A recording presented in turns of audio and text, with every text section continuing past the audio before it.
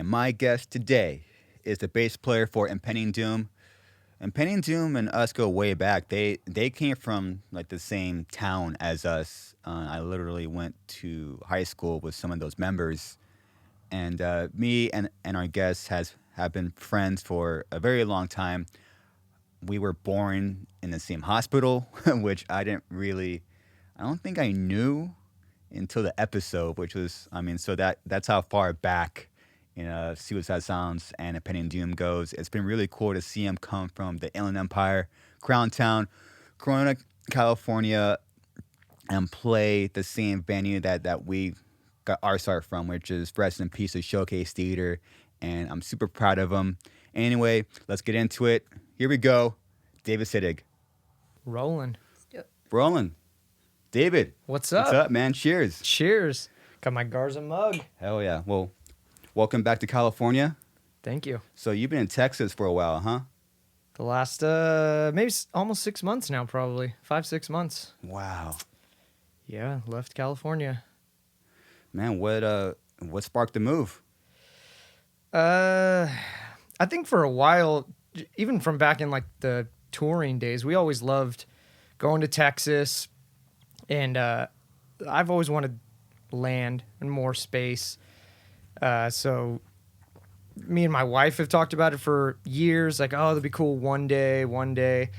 And kind of with how 2020 started off, and especially, we had a baby last year too. So those two things came into play that were like, well, maybe this is the year that we do it. And her parents actually brought it up first. They were just like, man, I want to get out of California so bad, but we could never leave you or our granddaughter. Yeah.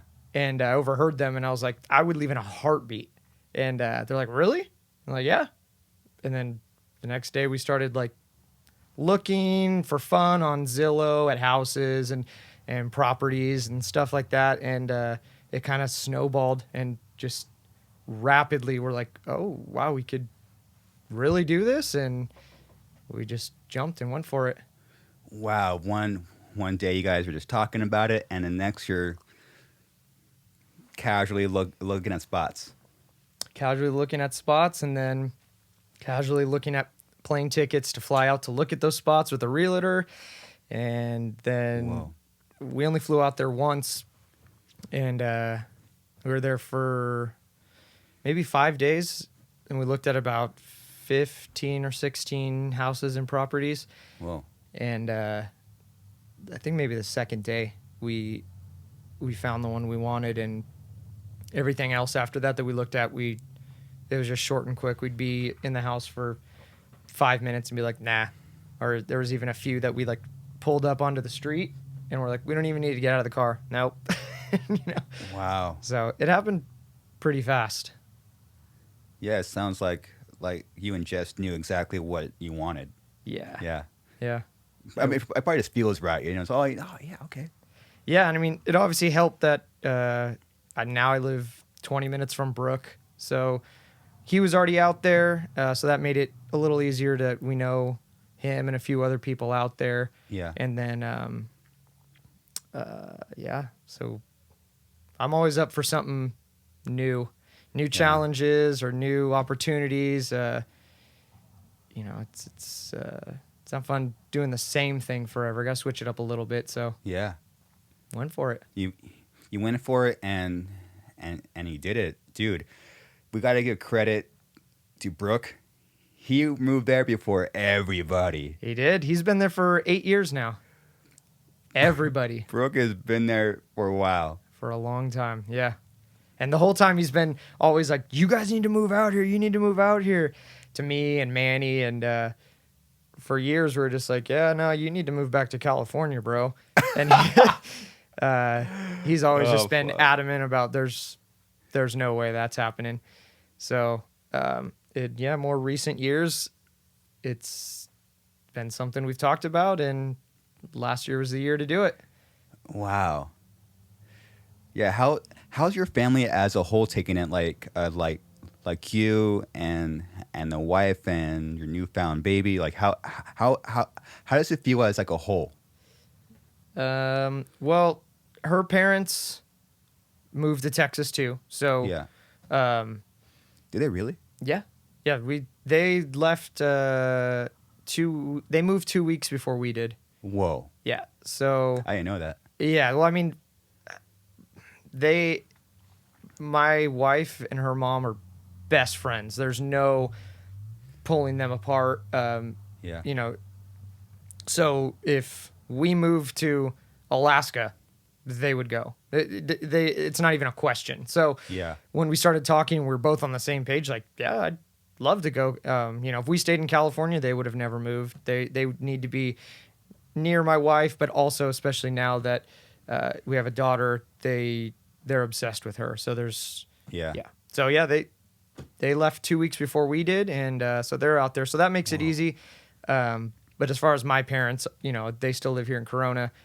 But they visit. I mean, we've only been in Texas for 5 months, and my parents have been there 3 or 4 times in 5 months. Really? Flying out. So like when we moved there, I drove there with my brother and my dad, and then my mom, my brother's fiance, and my Yeah. wife flew there. Yeah. So and then we had obviously a moving truck bring all of our stuff. But so they were there for that time. Then a month later they came back out for Christmas.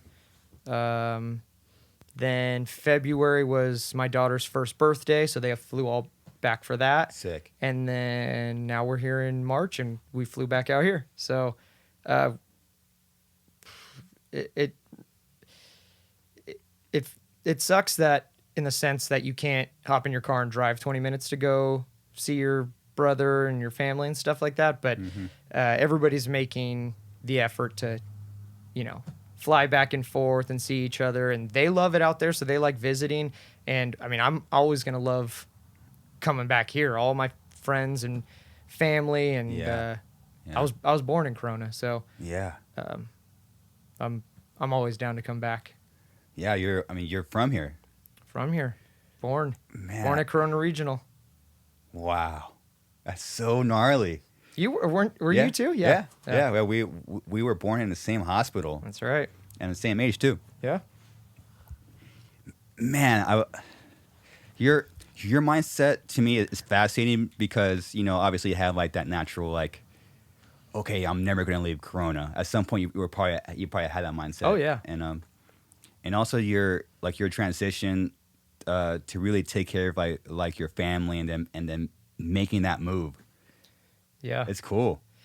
Things change all the time. If you would have told me this, 5 years ago, it'd been like, there's no way. Yeah. There's no way, But yeah, every little thing will change your life drastically, especially a real. child. But I've noticed that a lot in the last 5 years of my life, that you think you want one thing forever because you love it so much, but you don't want to ignore the doors of opportunity that open up. You know what I mean? Yeah. Or else you're True. always just sit back and think, man, what if I did that? What if I went there? Where would I be today? And I Yeah. don't want to be 70 sitting back and, thinking Yeah. I never tried something new, Yeah. And you were the first one in our kind of tight circle that experience, like when you get like that woman involved in your life, it makes you think about life a lot differently. It's like a whole like 180, like you can't, like it's not just you anymore. Yeah. And now you have like an other person. Oh shit, like things are different now. Yeah. And mean- they push you to be great. Yeah. That's when you have a good one. you Yeah. know? Totally. They don't let you be lazy, and Yeah. they push you to do everything that you can. Yeah. And we need that.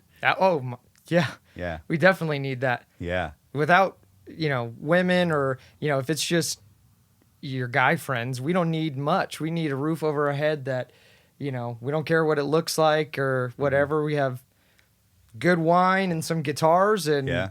that's it. We don't That's need a it. fancy kitchen or Yeah. Whatever. Yeah, you don't need like a little condo with a pool table and a bunch of vodka somewhere. You know, you just need like something a little bit more substance. You know the old apartment that I had 10 years ago. That's perfect for guys forever. Hey, the carpet was perfect. stained. You know, it was white carpet and it was black by the time we moved out. That's fine. Yeah, Carpet's carpet, right? Dude, we were hanging out at your pad and like leave around 2 a.m. Always go to like that open like burrito spot. Yeah. And that's how I got fat. I think everybody gained some weight at that time. That would just be like a normal, like Tuesday, Wednesday. That wasn't like Friday nights. Yeah, I was like, oh, let's hang out. That was Tuesday. Oh, it's fine. Perfect. Yeah. That's the cool part about being a touring musician is when you're full-time touring, when you're home, every day is essentially Friday. There's no, Yeah. I never understood that when we toured, 9 months out of the year, when you'd hear people like, oh, Monday, I hate Mondays. Monday to me was just another Friday. Yeah. I get it now. Yeah. But back then, and same thing with vacation too. Like, I realized when I was younger, I took for granted all the cool places that the band took me and the places we got to perform, because I would see people who weren't, musicians or didn't get the tour or anything, like wait all year or 2 years or 3 years to go on that vacation, and they saved up and they're going and it's going to be the most fun week ever. And I never looked at those things as like big, oh my gosh, can't wait for the entire year for that thing to happen, because we always got to go and do that stuff. Like you guys have played in, you guys have played Hawaii too, right? Yeah, Hawaii, Costa Rica, Puerto Rico. Like we would fly there and play there, and it was cool to vacation, but we were there to play too. And I just feel like when I was younger, I took that a little for granted, to be like, this is not normal. Yeah, you know what I mean? Like you're very blessed, and that you get to go to all these cool places all year long, that people wait 5-10 years to maybe go once in their life to Europe or whatever. Yeah, dude, it sucks when we're just younger. We just take it for granted. It's tough because it's tough to know back then. All we have is what we have now, and then you look back and like, fuck, I was like just doing that. Yeah, when like should have been maybe a little bit more in the moment. Yeah, I remember when I graduated from high school and we were going off on our first full U.S. tour. My dad took me to Best Buy and bought me like this digital camera. And he's like, you need to, take pictures of everywhere you go. Take pictures of everywhere you go. Back then we didn't have cell phones with crazy cameras or anything like that. Yeah. And he's like, take pictures of everything. You're going to want them one day. Yeah. And I didn't take pictures of anything, at least out here. Maybe in like Europe, the first time I went there, I took some photos. But my mindset was, I don't need to do that now. I'll be back next month, or I'll be back in 6 months, or I'll do that next year. Sucks to have that mindset. Yeah. Or like all the times sitting in the green room, drinking beers, just hanging out, and not like going out on the town and seeing like, the culture and history of whatever country you're in. So I always just thought, hey, well, this isn't the only time we're coming here. We'll be back. I'll do it next time. Yeah, I know. Never did it. I know, man. It sucks. Well, at least now, when you guys, when touring comes back to the full capacity, when you guys go anywhere, now you have that you have the experience and know how, okay, when we go here, this is like, we're going here. Holy shit, this is crazy. Yeah. We get to go somewhere and travel and even play like a show. Yeah. And it's paid for, and even more, all like these things that are like, whoa, that's like, all these things are really, really special. Yeah. For sure. Yeah, I always look back at moments and try to like, do you ever try to like kind of maybe sometimes recreate moments? I'm like, man, like back then, at that moment I was not present, and I wish I was more there. That was like such a cool moment. I was just like, I was kind of going about it. Yeah. Try to sit there and like really think about it and process. And sometimes, it takes years to process to that moment. Like, man, I never even thought about that for like a while. Yeah. That was crazy. Yeah, well, I mean, because when our bands first started touring, we were kids, technically. Yeah. You know what I mean? We got signed when I was still in high school. Yeah. I drove my mom's Volvo to Face Down Records, which they were located in Fallbrook at the time. They had a facility there. Yeah. We drove my mom's Volvo, I remember, and all the guys in the band, and Manny was the only one who wasn't. He was under 18. So me and Brooke were 18. Manny was, man, Manny might have been 16. So he had to, before we went down there, he had to have his dad sign for him that it's okay for him to sign the record deal because he couldn't sign it being under 18. So we all went down there. We all signed. We all took photos. And I remember that rush driving home, like, we're signed. Yeah. Not knowing what the future is going to bring. The next day I went to school, but, I had a record deal. Wow. So that was cool. You went to school like that. I went to school like that, yeah. Fucking. It was towards wow. the end of our senior year. I think we got signed, and I might be off, but maybe in May, and we graduated in June or whatever. So Yeah. there wasn't much of senior year left, but the end of senior year, yeah, I was walking around school like, this is cool. I'm signed, and we're going on tour this summer. And Dude. yeah, My gosh, you guys got signed in high school. in high school, we didn't, Dang. and thankfully we signed to Face Down Records because, I mean, they're not knocking any other labels or whatever, but Face Down being a Christian label, they have a 50-50 deal with all their artists. So Sick. because we would have signed anything. We're kids. You could have put in the fine print like you will get 1%, whatever. We would have signed that, And he was so good to us. We did 3 albums with them. He was always so good to us, you could have taken advantage of some kids at that age. We would have signed anything. My gosh, yeah, you guys got so lucky. Yeah. Out of all the labels you guys went with Face Down. I took care of you, and also that bit, as we even know now when we get older with the way things are panning out, and have been panning out for over the decade, that 50-50 deal is massive. It's massive because it a standard label, a major label, or indie labels or whatever. Because we've been on 2 labels, so we're on E1 now, and this isn't a bad deal with E1 at all. This is standard. They're not screwing us by any mean. What all artists pretty much get is you're looking at 13% when you sign. So it's and that's, you can have your thoughts on, Split 6 ways.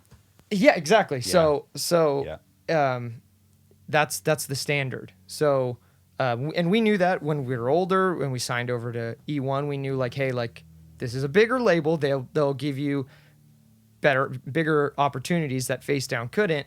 But going into this area of the industry, this is what standard is. 50-50 deals is not standard. And we knew that, accepted that, and it's cool. E1's been great to us too. Nice.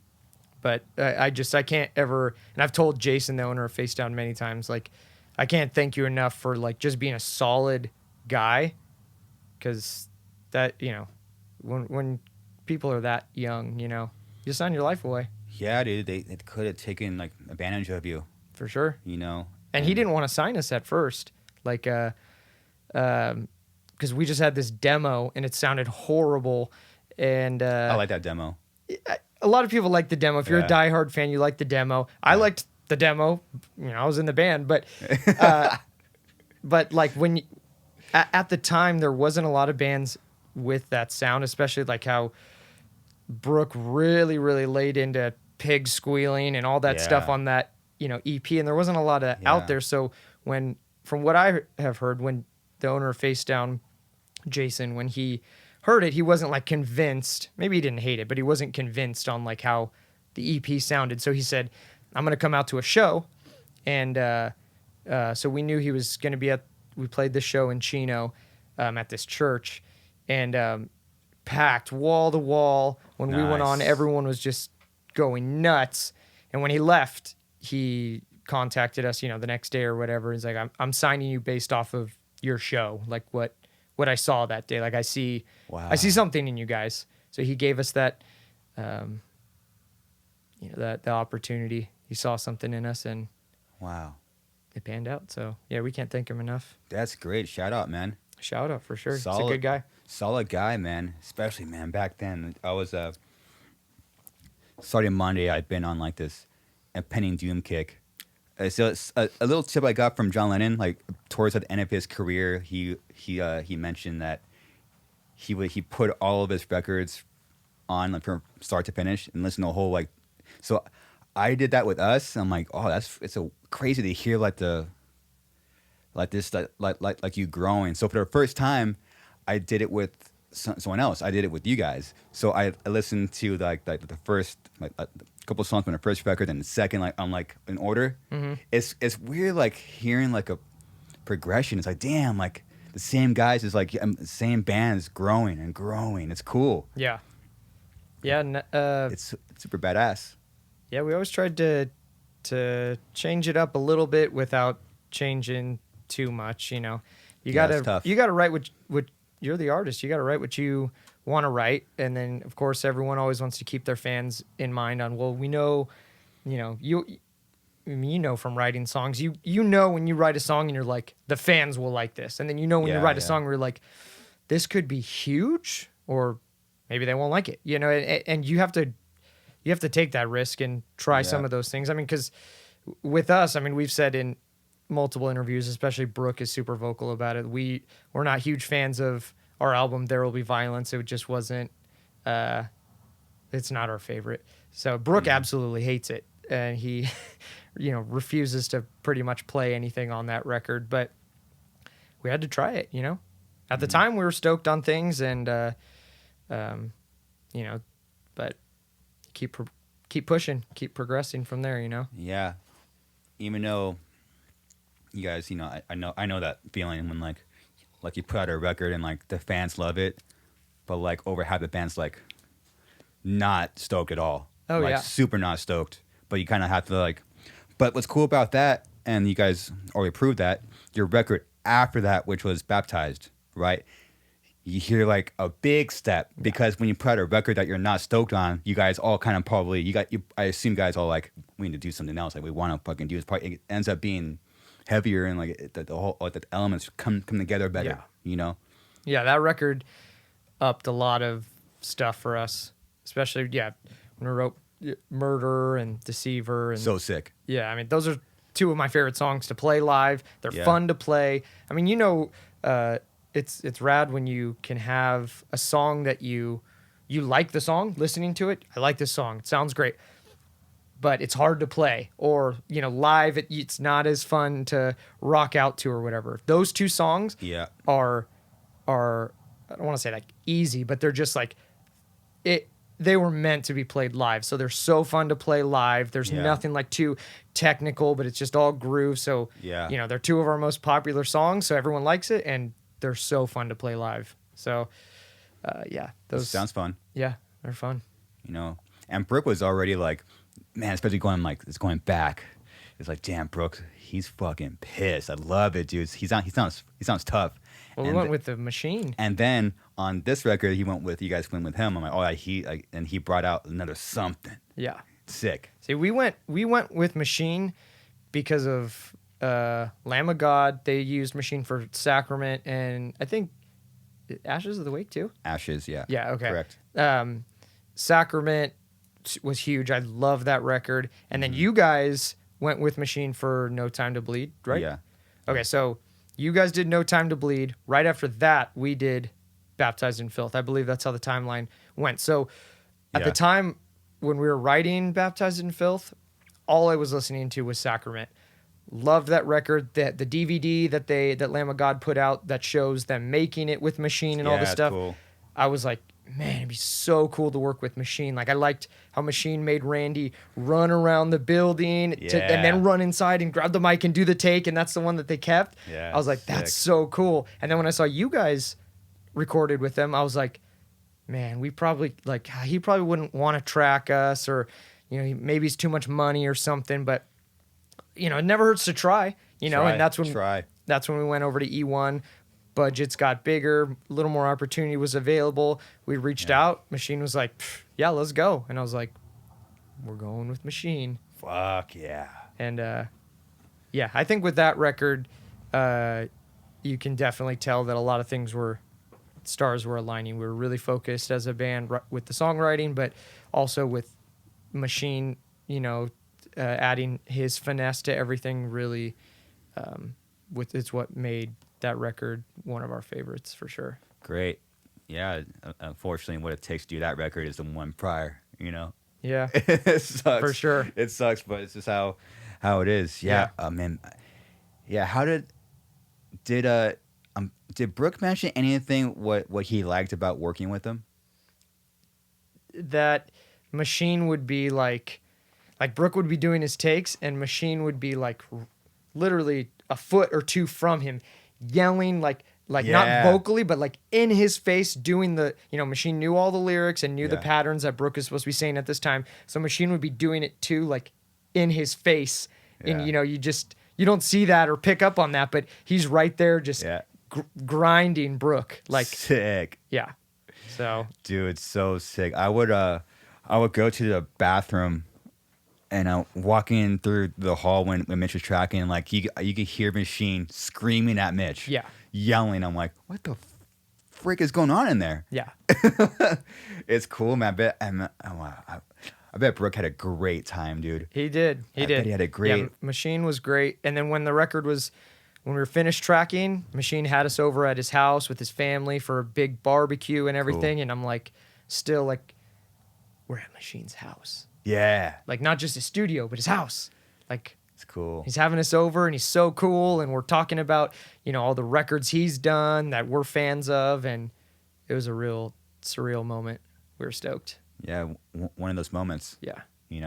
Because we both watched that DVD, seeing like Lemon God at his house, but around a fire, like, dang, I want to be there. Yeah.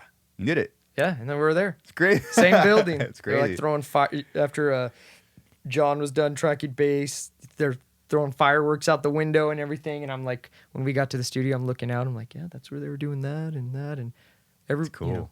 A lot of bands went through there. Yeah, super cool, man. What a privilege, man.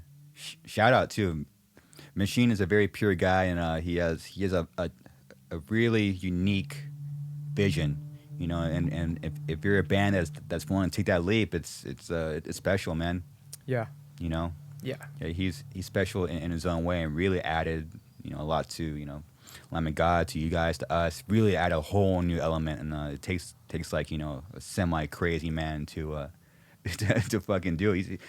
He is crazy. Yeah. But in a great way. In a great way. Yeah. You gotta be. You gotta be a little bit. And I miss that, dude. Like having a guy like in your face, or like in like the singer's face, like bringing something out. Yeah. So cool, man. Special. Yeah. Yeah. I wonder what is he still doing records? He's in Texas. He's in Texas? Yeah. Hit him up.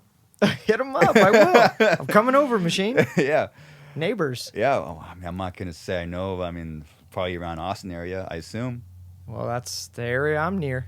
So. I think he's been there for a couple years. I mean, if you follow him on Instagram, he's posting some videos tracking bands, and like, nice. He's in the virtual world now. It's pretty cool. Well, we might need to revisit that. Yeah. Yeah. All right. Cool. All right. So I heard something. Remember when you were here last time? We were talking about over. We're at Starbucks here drinking coffee and talking about like the future music, which we tend to do a lot. Yeah. And I overheard something that you're building something at your house. I'm building what you have. Let's talk about it. Yeah. So we're so that was part of the thing when we wanted to move to Texas. We wanted land. So yeah. We have 2.5 acres, so that there's a lot of room to do whatever you want. So yeah. Having a building built that is essentially going to be the rehearsal space for the band, studio to track all future, records, EPs, singles, stuff like that. Me and Brooke want to do a little podcast or, a lot of streaming. Like we want to do, virtual concerts, kind of like what you guys did, but not as like big, where you guys went all out. Yours looked like a giant concert, I'm thinking more like wanting to just post on like, hey, this day, here's the tickets for this. We're doing Nail Dead Risen front to back. And like we'll have it done up nice, like how you have your studio's nice. You know what I mean? Have it done up like that. But I mean, not going to be like how some of these bigger artists are doing their virtual concerts, all the lights and all the, we're kind of thinking more, more homey vibe to it. But People will love that. yeah, and we want to connect more with the fans, engage on a more personal level and do more intimate, like one-off cool stuff, play an album front to back that we've never done. We got a bunch of them. We could do all of them. We could do a mixture. We can do, hey, we're hopping on tomorrow, hop on to, if we start a Patreon or something like that, like members hop on, we're going to do Korn covers for an hour. Slipknot, whatever. Like you can just do whatever you want. If it's on your property, I have all the band's gear out there. I moved it all out there when we moved. It's just sitting in my garage right now. So we got to fly Manny out, fly Andrew out. We want to invest in a bunch of the cameras and try to do a lot of cool stuff, Dude, that's where I'm at. You guys are doing exactly what I want to see a band do. Like, do it yourself, man, and do it right, Yeah. So that's the goal. We've done our own merch for a couple years now. So, incorporating that with it, the more you can do on your own, I feel like is fans like that too. Like, they get a piece of merch that they ordered and they're like, Garza actually packaged this. Yeah. Or he wrote on the receipt, the packing slip, like, Huge. thanks, Michael. Like, you actually write the guy's name out. Like, thanks, Michael. Really appreciate it. Sick. Sign it. It takes a little more effort, but like imagine if Monkey did that to you.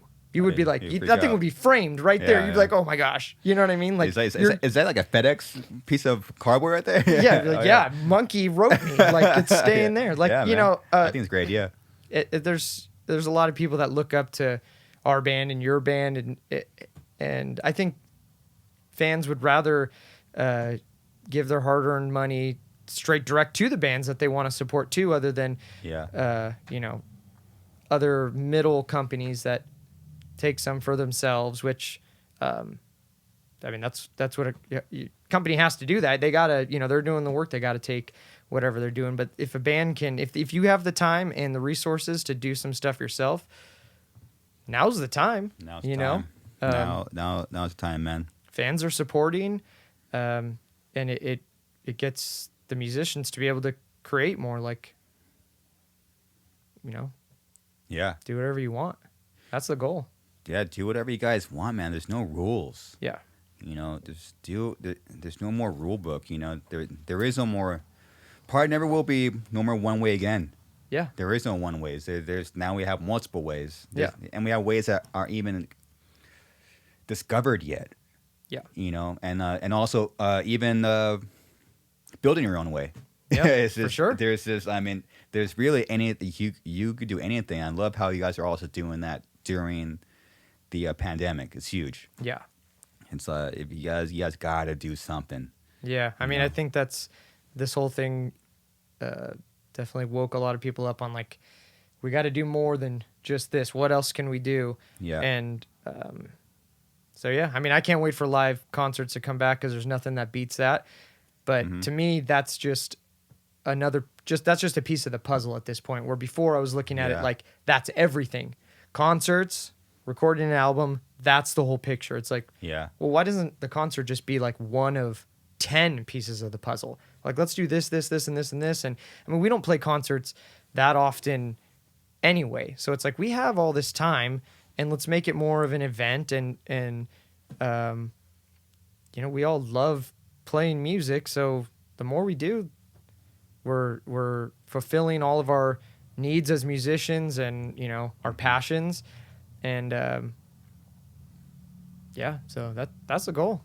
Just no rules. No rules. Do whatever you want. If people don't like it, then they won't subscribe to it or pay into it, or it's not for them. Cool. There's a lot of people it is that will be into it. Yeah.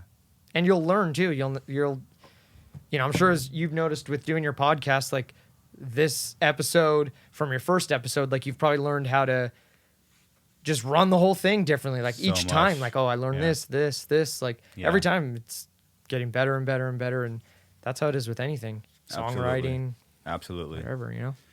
Yeah, I think people get too caught up with they want to see the whole staircase. There's no, if you see the next step, take it. That's it. Yeah. And then the next one will come, and then so on.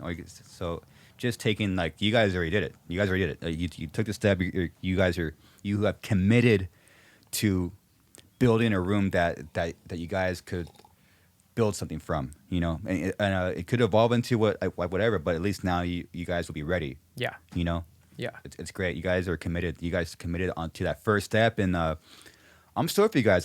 You guys will probably try stuff, and then you'll learn, and then things will just start to happen. Yeah. Way badass. You learn so much to just try doing it. Yeah. You're like, I'll try this. I'll try that. Oh wait, I like this. I don't like that, and then you just keep going. You'll never know if you don't try. You don't know. That's the motto Yeah. for everything in life. Yeah. Yeah. You gotta. But also, you're gotta try. creating opportunities for yourself. Yeah. Yeah. And that's the beauty. The beauty of all of that is you're really taking control of your career Yeah. and building that. That's great. Yeah. Yeah. Yeah. Absolutely. That's the goal, man. We're Yeah. excited. Dude, I'm excited for you guys. You're actually doing it. Yeah, we just need Manny to move out there. What's he doing? He was this close. I thought he was going to be out there before me. I think we'll still get him out there. I really do. I think we'll get him. I think we'll get him. Come on, Manny. Yeah, I think once the building's built, I think once we start things rolling, he comes out a few times, this and that. Manny likes adventure. Yeah, man. Yeah, he just bought a boat. He could bring his boat to Texas. There's Atta lots of boy. lakes in boat boy. Texas. Hey, you could go out there and Texas, be a little boat boy. Yeah, That'd be sick. He's got a boat. That man loves to fish. Does he? He loves to fish. I see that's that. That's all his Instagram is. Fishes it every day. He's good at it too. He's really good at it. But hey, man, there's That's bass in sick. Texas. So let's go. Ooh, yeah. Let's go, Manny. Dude, how far is like the nearest fishing area out there in Texas? For me, Yeah, from 5 minutes. There's What? lakes everywhere. There's lakes you everywhere. serious? Massive lakes, yeah. what? I never Yeah, knew we that. got, here, Corona Lake. Like Yeah. these lakes in Texas are blue, not brown and green, and they're massive. I mean, I can only knock it because I lived in Of course. Lake Elsinore for so long, and Lake Yeah. Elsinore, I mean, come on. Yeah. You know what I mean? Yeah. So, no, yeah, they're all over. So, That's sick, man. yeah, hoping he takes the leap at some point, but we'll hopefully make the transition easy for him. So, the goal right now is get that building built and get some of these things lined up, and let's start putting stuff out there. See what happens. Man, I'm pumped. That's dope. I think, You're gonna have to come out and jam. hell yeah. Absolutely. Way down, man. You guys, once you Jam guys, some corn. We got everything out. Once it's all set up, like I said, I got all the gear out there. You fly with your guitar, and that's all you need. do like a one-off stream. One-off Garza, stream. Garza's coming out for one stream, and that's it. We could fly B-Town out, and the three of us can do the corn covers that we Dude, that'd did be maybe sick. 15 years ago. Or I wish don't know I when that saved was. those, man. Yeah, they're on they're on a laptop somewhere at 6 feet in the ground at the dump somewhere. Do you still have them? No, I don't have them. B-Town has to have them. Maybe B-Town does. I know what computer would have had them, and that computer died a long time ago. Oh man. I don't know if I threw the computer away, but if I had it, it wouldn't turn on. It's dead. Yeah, it was like 15 years ago. Like you, me, and B-Town were in this room, and we started playing corn covers, Yeah. and we tracked it, demo form, and then I usually save stuff like that. Yeah. I'm very surprised. Maybe I was just in the fit It of was rage. heavy too. It was I mean, heavy. It was heavy because we were jamming, the first couple records, the first couple Korn records, where, when you listen to those, it's not like seeing them live. Live, they're insanely heavy. Those old records, there's not tons and tons of bass on it. But I remember when we tracked here, it was heavy. Oh yeah, it was heavy. Yeah, it was fun. They're probably those same speakers, those Yamaha speakers, just cranking them. I think we did Blind, right? Blind and Good God. Good God. Yeah, Good God. Gotta find those. Man. Maybe Need to? I don't. Need to? I think it was Need to. Yeah, maybe so. It's one of my favorite Korn songs. Need to. Yeah, I remember the first time I came here was to jam Korn. Yeah, solely. Yeah. Yeah. It's like we weren't even friends. Korn. Like we were becoming friends. Yeah. The first time I ever came here was to jam Korn. And I remember coming in, I brought all my gear, my 810, all my pedals, everything. Sick. Yeah. And the first thing I remember is seeing your pedal. It wasn't on a board, it was just on the ground. But your pedals, it was almost like in a rainbow shape. And you had every effect for all the Korn sounds. Yeah. All the weird little sounds. You had something for it. But you had to have had at least 15 pedals plus in that chain. Yeah. And I was like, what is going to happen right now? And then let's go. It sounded like the record. You were playing it. I was like, okay. Oh, he takes his Korn seriously. Oh, yeah, man. Oh, yeah. I love, I'm fascinated with those little sounds they do. Like the little, phasers and, proto vibe stuff. Like, when you nail it, you're like, yes.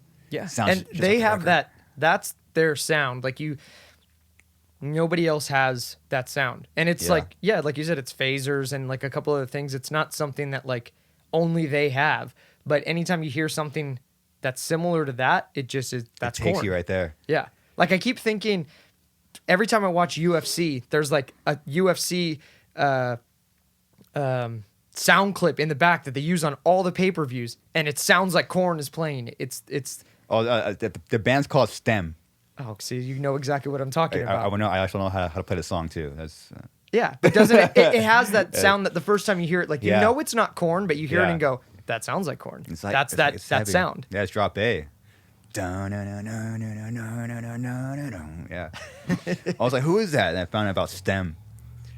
Yeah, it's tough when you're in A and you're playing the heaviest stuff. You gotta be really careful because sometimes the Korn will just come out, dude, and or some, especially when again what you were saying is if you're messing around with effects, that's just Korn. Yeah, and you're you could be playing a completely different style of riff or a completely different effect, but I don't know why it's that sounds like Korn. Yeah, it kind of, A is the best though. It is. I love A. We've experimented in other tunings, and it sounds cool on recording. You can pull it off, but I hate with a passion playing anything lower than A live. I'm a tone junkie. I love good sounding tone. I'm always searching for it. Yeah. I can't get G to sound good, and anything lower than that, I play in the same octave as the guitars, like how McGregor will do. Yeah. And it's cool, but then it's not super heavy. So it's A is that perfect balance. The tension's good. The tone's great. Anything lower than that, I'm just dreading. It's tough. On recording is a different story. Murderer, all Baptized in Filth is in G. Yeah.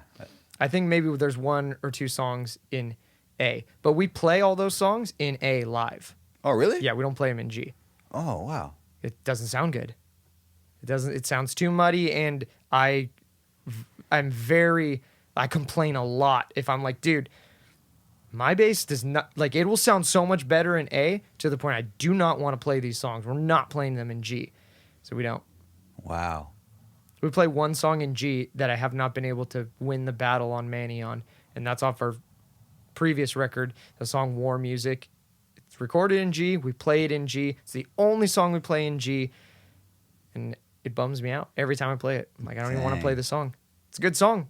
Let's play it in A. It's just muddy, or what's? Yeah, and just because, especially with bass, you're already an octave lower than guitars. If your tension is floppy, it is so hard to get a good tone. It just is. The tighter the tension is, that's why everyone's using all the fan fret, extended scale basses, and all this stuff, because it gives you that tension. You can tune lower and it sounds good. Yeah. But I don't play those, Yeah. and I don't want to. Yeah. I play Music Man, and they sound better than any other bass I've ever played. So Yeah. I keep it Clean. that way. Yeah, Yeah. they're- So they're- A. So the new EP, it's all in A. Oh, great. Yeah. Cool. So there's not going to be any arguments. You guys brought it back. Brought it back. Yeah. Yeah. Just, I mean, I could be biased, but, my favorite record from you guys is Servant, and obviously you know what my favorite song is. Anything goes. Yeah. And that's Drop Weren't A. you supposed to play that with us one time? Yeah, there's something that happened, like, well, you guys were playing Glass House or something. I don't know what the freak happened, dude, but I'm like, what happened? I don't know. I know what happened. What happened? Maybe we could talk about off pod, but it involved a member of your band with there's an ego involved. So I was like, I kind of stepped out. I was even trying to do like stuff for records. I was trying to do like some corn stuff on your records. Remember that? I think I was trying to do a track or something. I was like, let me do like a lead or something. Oh, I remember talking about it. What record quick. was that for? It was quick. Might have been the one after Anything Goes. I mean, There Will Be Violence? Might have been. Yeah. We recorded it in San Diego, so that's kind of close, maybe. think- Damn, man. I mean, that don't whole remember. time's a blur. I mean, yeah. Well, we need to bring that idea back, and you need to play Anything Goes with us. I'm down, man. But the thing, you want to play the lead, I think. And the lead is a backing track. Well, for that show, it won't be. It won't be. All right, cool. Yeah, how he's sick of the Guest one guitar. show. You got the effects. Yeah. Just make it sound like Korn, dude. And you got the gig. Oh, that's easy. Yeah. I I do. want half the stage your pedals. The whole band will be on the left side, and then you get the whole right side Yeah, to thank you. yourself. It's like, all right, I need a whole crew just for my pedals. Yeah, oh yeah, absolutely. Yeah. That sounds good. Let's do it. Dude, that'd be a cool idea. Man, the Glass House. I'd love to play there again. Yeah, it's great. Last time you guys played there was a Face Sound Fest, right? Or Yeah, maybe so. Last That was time. like 2016, and maybe. that long ago? Yeah, a long time No. ago. Yeah. Maybe I- 17. I remember going to that. Yeah. We've been friends for a long time. When we say like, oh man, we jammed Korn 15 years ago, I'm like, 15 years ago? What? Oh yeah, when you say something with a time frame, like, oh wow, was that long ago? Yeah. It's crazy. Fucking time just flies by, man. Yeah. It definitely doesn't feel that way. Yeah, some No. of my favorite shows were at Glass House. Yeah. And seeing some sick bands there too. Yeah. Gojira, I saw Gojira there. Oh wow, that's sick. Especially playing there, it's very it's special when there's like a venue that just kind of has that thing on all fronts. It's like the shows are great, the stage is great, the vibe's there, the layout's great, the backstage is great, the family comes out. It's very rare that the venue kind of hits all those fronts. Yeah. And Glass House is definitely one of those places. You go like the backstage area, there's like multiple rooms. It's big, Multiple rooms, it's spread out. huge. It's great. It's massive, especially when you're talking a hometown show. Yeah. All your friends come out, and your family and like cousin you never met before come out, and And there's tons of room on stage too, so I've yeah. always like the family always came up on the side of the stage. Had my wife on the side of the stage at Glass House multiple times. Bring my parents up there. Yeah. Yeah, it's good times. It's a great venue, man. Great venue. And then you have Chain Reaction, Chain Reaction, which was great. different vibe, totally equally as great. Just Yeah. different vibe. Yeah, like it Glass House, you got more room, bigger venue, Mhm. get more people in there. You got more space, like you're saying, in the back room. Mm-hmm. And then Chain Reaction's like, all right, we're gonna party. It's gonna be sweaty, Yeah. and we're gonna be this close to all the fans, and it's Yeah. gonna be hot.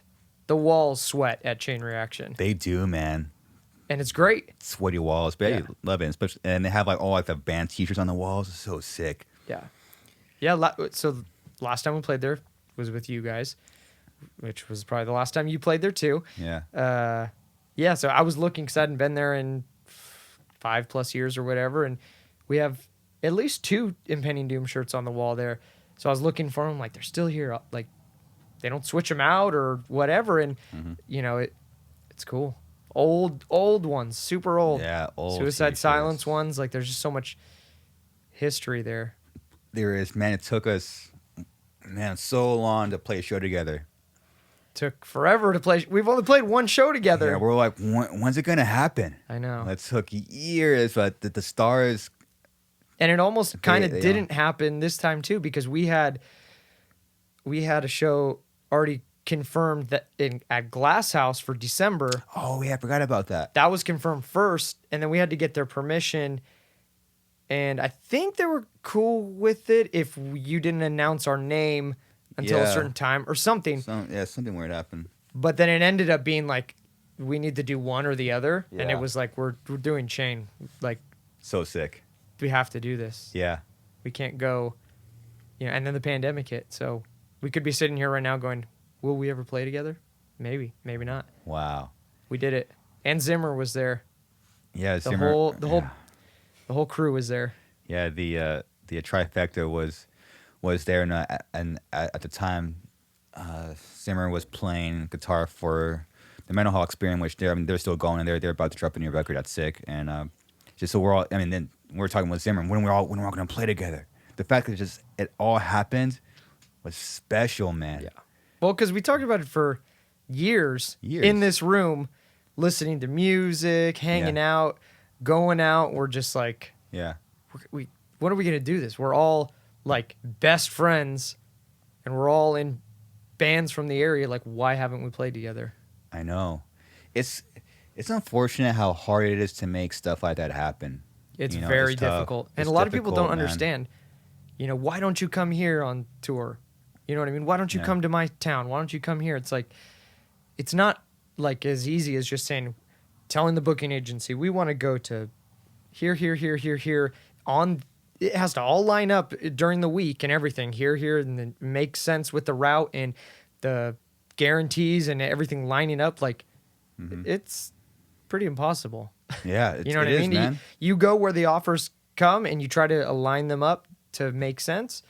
And yeah, I remember our first couple tours were just, we'd drive 12 hours here, then drive 8 hours back that way to go to this show, then 14 hours that way, and then Yeah. go, like it didn't line up. Yeah. Now it's a lot easier. It's like you start here, California, Arizona, New Mexico, Texas. You know, And you wave up. yeah. At first, no. I mean, the first time we went on a U.S. tour, we weren't. Bands like our bands didn't play, you know, the National in Virginia or Yeah. all the House of Blues. You know what I mean? Like, Yeah, we weren't. We all weren't. no, we were there playing yet. VFW halls and small venues. Where I remember our first tour was with Whitechapel. Us, Whitechapel was one of their first tours. Shout out Whitechapel. Shout out to Whitechapel. Great cats, man. Yeah, came up at literally at the exact same time. So our first few tours were with Whitechapel, playing nothing but VFW halls. And I remember telling Alex and all the guys, like, just wait till we get the Showcase, because Showcase was like on the tail end of the tour. I'm like, Showcase is a real venue, a legit sound system. The capacity is 300, but 850 people will be there. It will be insane. And I remember seeing their reactions after the first time they played there with us. Yeah. They're just like, dude, like, this is the show of the tour. Like, this is insane. You know what I mean? There was something special there with Showcase. And legitimately, that was like the pinnacle of like venues at the time when we all started. Yeah. You know? Yeah, for a long time. Yeah, if you had a tour booked and Showcase was in your routing, all you did was look forward to Showcase. Yeah. Even like bands like East Coast, like, you know, you did exactly what we would do. Like, wait till you get to Showcase. No matter where you were in the country, dude, you're like, wait till you get there. Yeah. You know, it's like it was your fucking pinnacle, man. It's a special place, and I'm very spoiled, and it's just down the street right here. Yeah. Well, we grew Right. up there. I know. I'd go there and I didn't know who was playing. Yeah, I'd just yeah. be sitting on Oh, the yeah. railing talking to people. Yeah. I'd be like, who's playing tonight? Oh, it's a bunch of ska bands. Whatever. Yeah. I'm just gonna hang out outside, and there's a bunch of my friends. We all hang out. You know, Izat would always let me in. We bought our first like couple vans from Izat Yeah, yeah. because he had a bunch of vans that he rented out or sold to bands. Yeah. He had he's a good guy, man. I haven't talked to that guy in forever, but he sold us our first van, and once we bought that, I mean, I never asked to get in free, but I don't think after that once I got to know him, I ever paid for a show at Showcase. He was always, Wow. come on in, thanks for the support, and I mean, they didn't. I don't think that they needed it for a while because they got away so long with like the capacity, the fire law rule being low. Yeah. But everyone always showed up.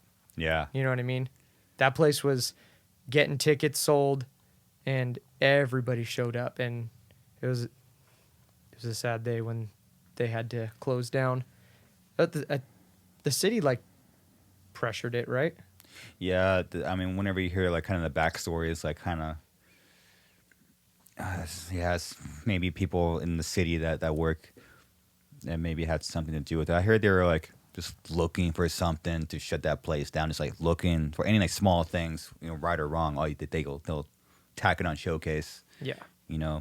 Without really knowing like what it represents. Because I mean, too, if you don't go to Showcase, you don't understand it at all. Yeah. And you're going to get the opposite reaction and probably try to shut it down. Yeah. Like what all like these, metal people or it could be punkers, could be ska, all the genres play there. So from an outsider, it probably looks like, like we need to shut that down. Yeah. So anything that the city can do, they would put it on Showcase. Yeah. And it's so cool. Like, man, again, one of those things you just take for granted. Being able to go to a venue and just hang outside.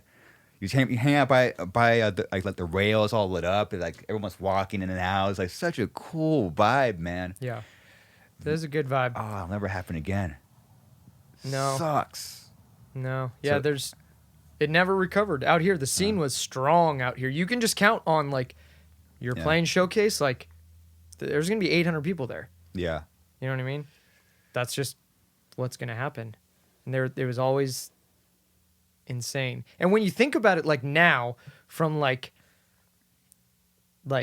a venue standpoint, all the great venues you've played and this and that, like when you actually look back, like it was the vibe and the people and the atmosphere of Showcase that made it great. Because when you literally Yeah. break down every little thing, like if you're gonna nitpick, like the stage was the worst shape. Like it was tiny and it was like the corner round. stage, the and- worst. Yeah. yeah, and then actually. there's and in the corner, and then you put all the drums up top. Like Yeah. the setup was not like nowadays what you would think going to venues. You're just like, oh, this setup's great. The green rooms are right here. You walk right past the curtain, right onto the stage. Big, long, enormous stage, and AC pumping and all this. Yeah. But it's like somehow just with the vibe, the people, the atmosphere, like Showcase is still better I know. with the weird stage and the weird. Nothing makes sense. Nothing made sense, but it made sense. Yeah. So weird the way the stage was. And yeah, you're right. There's everything. Like, it's nothing. And when you look back now, all the venues you've seen and like the speaker systems,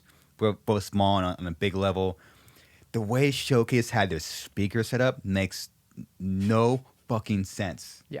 It should sound like, I'm not gonna use intelligent words. It should sound like shit. But Yeah. the way it is, like the way it's set up, it makes Yeah. but it sounded great. Sounded great. And that's the testament of their sound guy Randy, and he must have done something, or the way he EQ'd it, or maybe he just cared. He knew, I don't know. He cared. He knew the room. Yeah, he knew the room very well. Yeah. Everybody there was great. It was the same staff forever, pretty much, Yeah, Big Ron, Big Ron, Joe, Corey, the security guard. Joe. Yeah. I remember, oh man. Yeah, Joe booked before I was in Impending Doom, I was in another local band, and we played Showcase, and the first time I played Showcase was for a Showcase showdown that Yeah. Joe booked me on. You gotta do it. Gotta do it, man. Gotta do it. And we made it to like the next level and stuff, and I think there was either 2 or 3 like levels. Like you make the first one, then you go on to the the qualifiers or the finals, and winner gets like, $1,000 or like you get to record or something. And we didn't make the next round on that local event, but we passed the first one. I'm like, I played Showcase. Sweet. Yeah. Yeah. When you I first forgot played about Showcase. Joe, man. Yeah. Special guy, man. If you called Showcase, which even another thing you missed doing. Oh yeah, you used to call venues and try to get to the person that booked it, that worked at the venue. Yeah. It wasn't like a separate promoter. Oh my! Wasn't his okay? So either his email. I don't even know how I remember this, and if you can verify this, then wow, my memory's great. I think I booked a show, either maybe through email, but probably not. Maybe through AIM, and I think his name was Joe Case. Could have been, probably. I think so. I think that's how I talked to him, Joe Case. Wow, man. And that's how we got booked. Damn. So cool just to try to just to contact him and and when he'll give you a shot. It's like, yes. He responded. Yeah. We made it. We made it. We're gonna be huge. Yeah. Remember remember I was playing bass for this new metal band called Thrush, and he didn't like us, but which goes to show again, showcase and testament to Joe is even though he didn't like your band, he would throw you on a show that you guys really wanted if he saw that you guys really wanted the show. Yep. Like we wanted to be on a show with Hemlock. Yep. It's like, oh, that's perfect for us. It's like new metal. It's perfect. And he's like, he didn't like us, but it's like, I know they would appreciate the show. And then and before that show is out, again, you go to the venue, hang out outside for no reason. All right, let's hang out here, whatever. Yeah. And Joe comes outside and talks to me. He's like, you guys got to practice, man. Practice. And I just watch, not in a dick way, a very pure way. It's like, you guys got to practice. Yeah. And that subconsciously, after that band going into SS, that stuck with me. Like, oh, practice. I'm like, Yeah. You know what? It's just weird things just kind of stick with you for no reason. Yeah. That was one of those weird practice. And Joe is just a pure guy, man. And he'll throw you on showdowns or. It's crazy because if you really sat down and think back to all the things that made that was stepping stones for your band, yeah, something as simple as Showcase, allowing your band to play when you were nobody. Yeah. If Showcase didn't exist, or maybe Joe didn't give you a shot, or if Showcase didn't exist in general, you might not. Suicide Sounds may never have been what it was. No way. You might have not had a place to play because that was the big place to play. Yeah. That gave a lot of opportunities, and everybody's played there, man. No doubt has played there. Blink-182's played there. Yeah. Massive people. Legendary bands that play there, man, on all levels and fronts, man. And Joe, he was if there's no Showcase, I mean, they'll definitely not be at SS. Definitely not. Yeah, because I remember Chain was always not that it was a level higher or something, but just because of how it was further away and maybe just the vibe was different or something. Like the first thing to obtain was playing Showcase. Yeah. Then it was moved to Chain, and holy crap, if we could ever play at Glass House. Oh yeah, are you kidding me? That's Glass we House was the made top. it. Yeah, Glass House was the top. Yeah. Well, because back then, that's when Mudvayne and Slipknot were playing Glass House. Yeah. That's where you'd go see them, not at the arena, So I was like, oh my gosh, Glass House. I mean, my band's good, but we're never Glass House good. We're never. If we could play Chain and Showcase, we made it. Yeah. What a special. How crazy is it? Being a kid, and you get to eventually play Showcase, and then the chain reaction didn't seem impossible. Then you're playing there. Glass House seemed impossible. Oh wait, then fast forward years later, you're headlining Glass House. What? I mean, that just stretches your perception of what's real and what's not, and what's possible and what's not, man. Yeah, I never thought we'd headline Glass House. Multiple times. Oh yeah. The first. It's cool. The first time we ever played Glass House was we got signed to Face Down. Yeah. Nail Dead Risen was about to come out, Nice. I don't even think it was out, about to come out. And we open Face Down Fest. Open, playing first. And we're stoked. Yeah. Awesome. We play at 3. You know what I mean? I don't know what Yeah. time it started, but it was early. People showed up. It was packed. Awesome. We played Glass House. Sick. Next year, Nail Dead Risen has been out. Yeah. We headline Face Down Fest. Wow. So we don't skip any sort of like, oh, we go up a little bit or this and that. We open in 2007. We headline in 2008.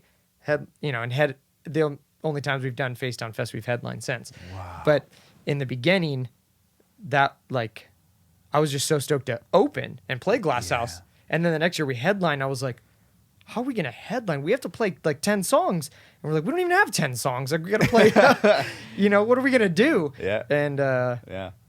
yeah. So that was a trip. That's a trip, man. What a journey, and you guys are still on it too. Still on it. Still doing stuff. Still doing it. Plan is to always do it. I mean, Yeah. not gonna lie and say we're gonna hit the road and we're gonna go all over and we're gonna play Australia and Japan and Europe and we're doing like. I'm not gonna say that can't happen, but that's not looking what the direction we want to do. But we always want to be involved forever. As old as we get, let's keep making music. As long as people are willing to listen and stream it and want the band to create more, like we're here for it. Yeah. You can do it as long as people will listen. Well, given what you guys are doing, and something that especially as like an artist, and a musician, someone in a band, especially like a heavy band, you always kind of have in the back of your head. It's not true, but it's just there. Like you feel like it's gonna go away. Our whole fan base is just gonna go away. If we don't go on tour, we don't put out a record every 10 seconds. Like it's just like you kind of feel that way. So it kind of forces you to maybe do things you probably shouldn't do. But I mean, no one's gonna take away your history in Impending Doom. No one's gonna ever do that. It's there. always gonna be that. It's always gonna be there. Yeah. And people are still discovering your band. Yeah. Still. Yeah, I see it all the dude. time online. Like, oh, I just heard of you guys, and now I'm listening back, or going back to your earlier records, or this and that. Yeah. I'm like, that's crazy. How did you just now hear about us? It happens. It happens, and man. then we, when we all started, our fans were, 14, 15, 16-year-old teenagers. That was like the big, draw was young audience. Yeah. We grew up and they grew up too. And now I see that I've seen people bringing their kids. They're like, dude, I've been listening to you since I was 15. And now I have my, 10-year-old son taking him to an Impending Doom show, like multiple generations. And I'm like, that's weird. Super weird. Like you kind of forget that they've aged too. Yeah. And, they go with you, your demographic age, I'm sure if you look it up, our main fan base is not 14 to 16-year-old teenagers anymore. That's people in the 30s, Yeah. as like the main. And, we'll have some young fans still, of course, and we have some old fans and this and that, but it's like they grow with you. It's a trip. Yeah, man, they do. And then putting yourself in like the shoes of a fan for a little bit, it's like things that we've done. No matter how much you love a band, I've done it with Korn. I mean, I'll be transparent about that. Like you just living your life, and you kind of like maybe like now listen to a record or two. Yeah. It's just we're all human. We're people have their own lives, but if you're still doing something, and you want to still be doing something when they come back around, because we always do. Yeah. I haven't listened to this band in a long time, but then you listen back and now you're hooked again. Yeah. Because those records are still there, or they're still putting out stuff, and you still have Korn out there slamming it, and like you get that you get reminded constantly why you love them. So I think it's really important for what you guys are doing is just be active. Yeah. and on all levels. Try to be innovative now, which you guys are already doing. I'm really looking forward to what you guys are doing. You know, it's keep Yeah. going. Yeah. Yeah. I'm stoked. Sky's the limit. It is, man.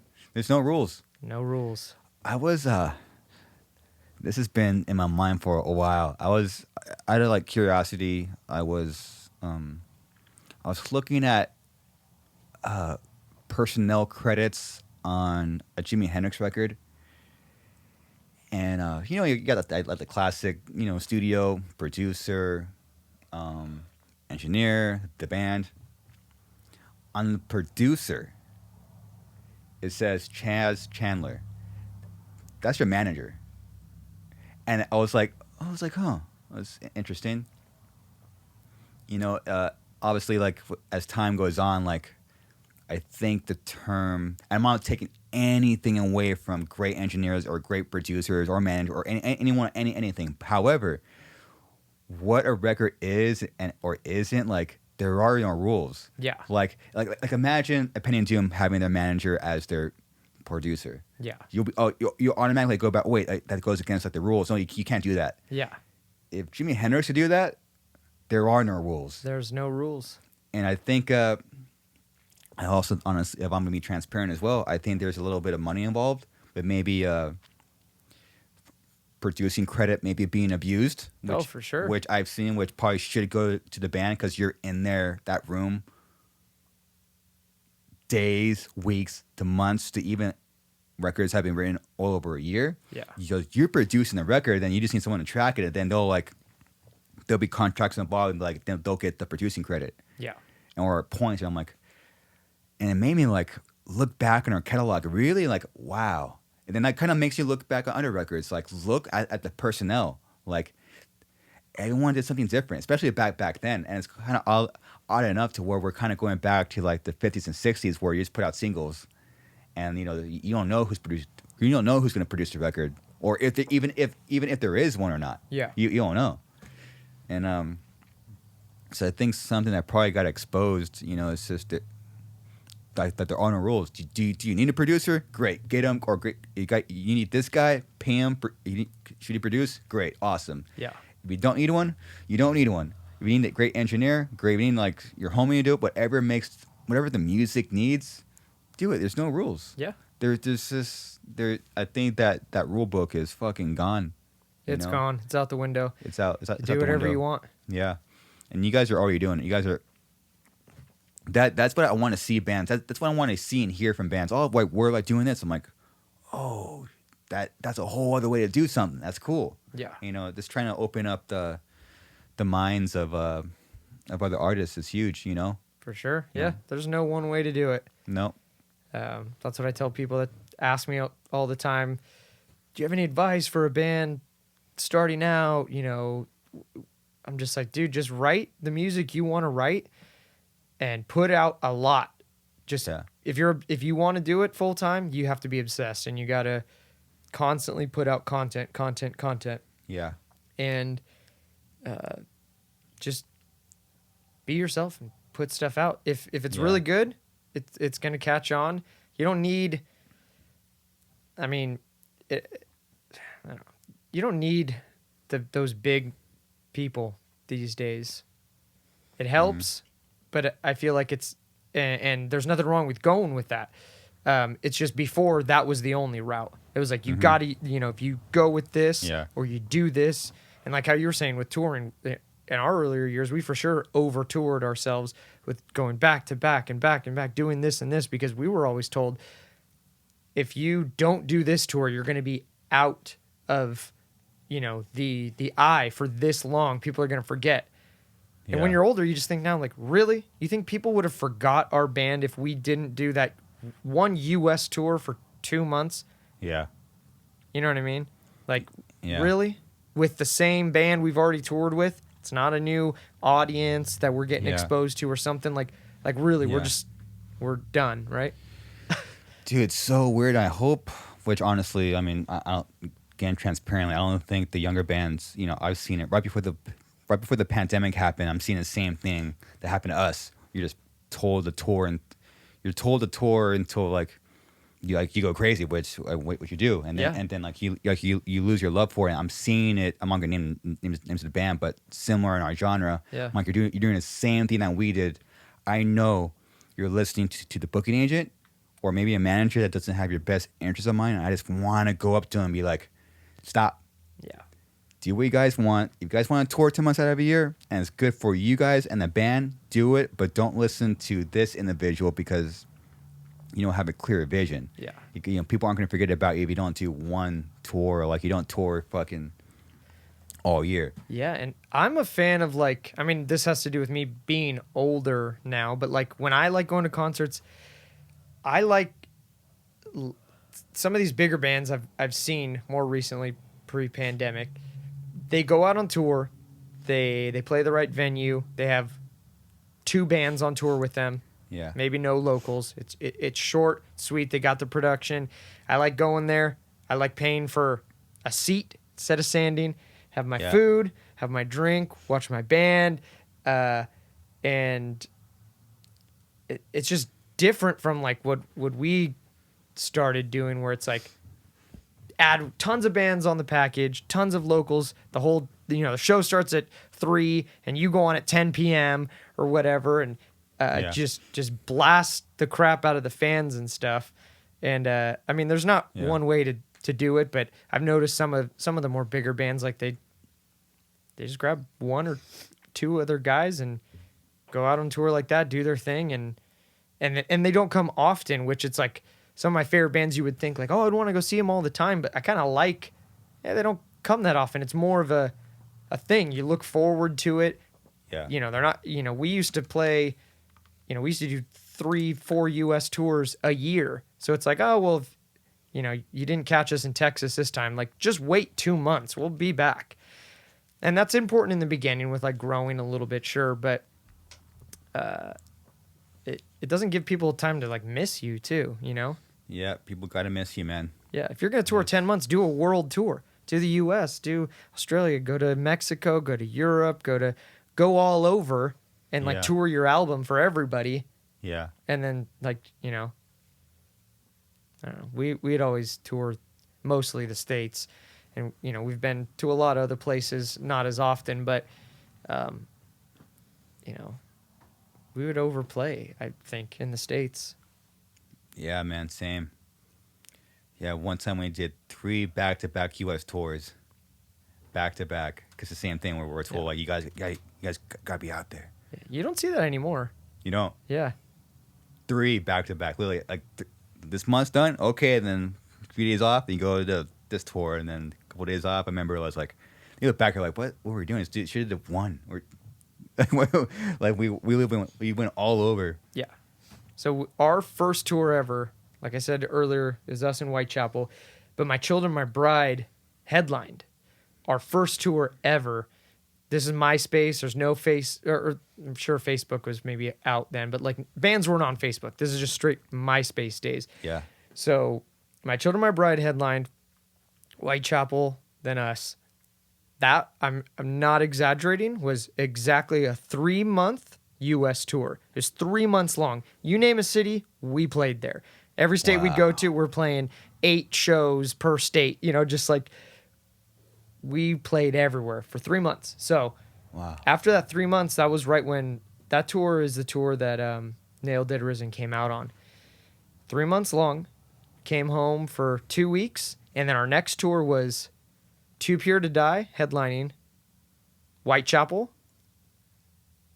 I believe us, and 1 other band. So again, that one was like a month and a half. So for the first like 6 months of touring, it was us in Whitechapel. And we were like this during those 6 months. I mean, we were all over it and playing the, US, every single city, everywhere, getting just, slammed playing too many shows. Yeah.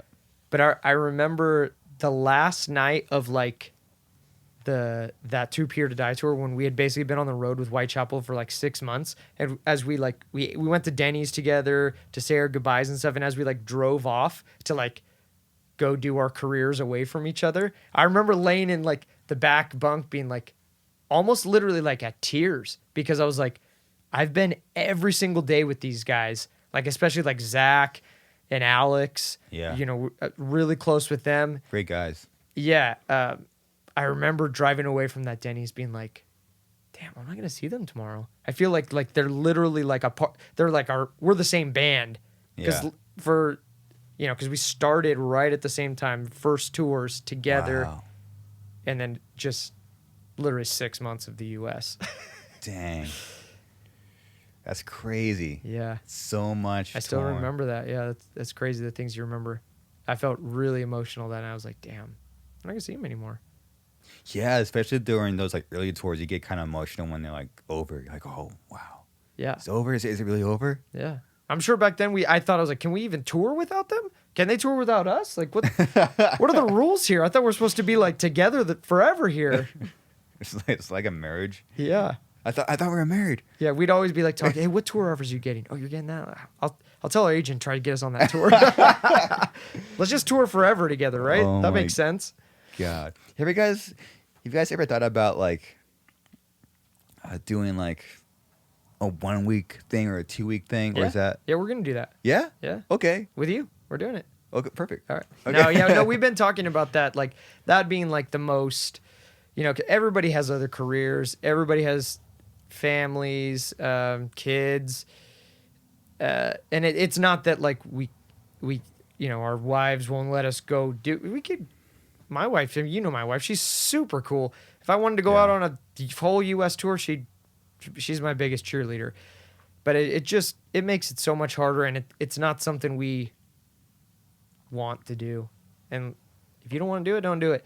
So we want to do something, because all we've been doing the last like 3 years is we only do flyouts. So we'll fly on a Friday, perform Saturday, fly home Sunday. Or sometimes if we're feeling crazy, we'll play Saturday and Sunday night and fly home Monday. And then we're sore and we're like, how did we used to play 5 nights a week? Like 2 nights is like too much.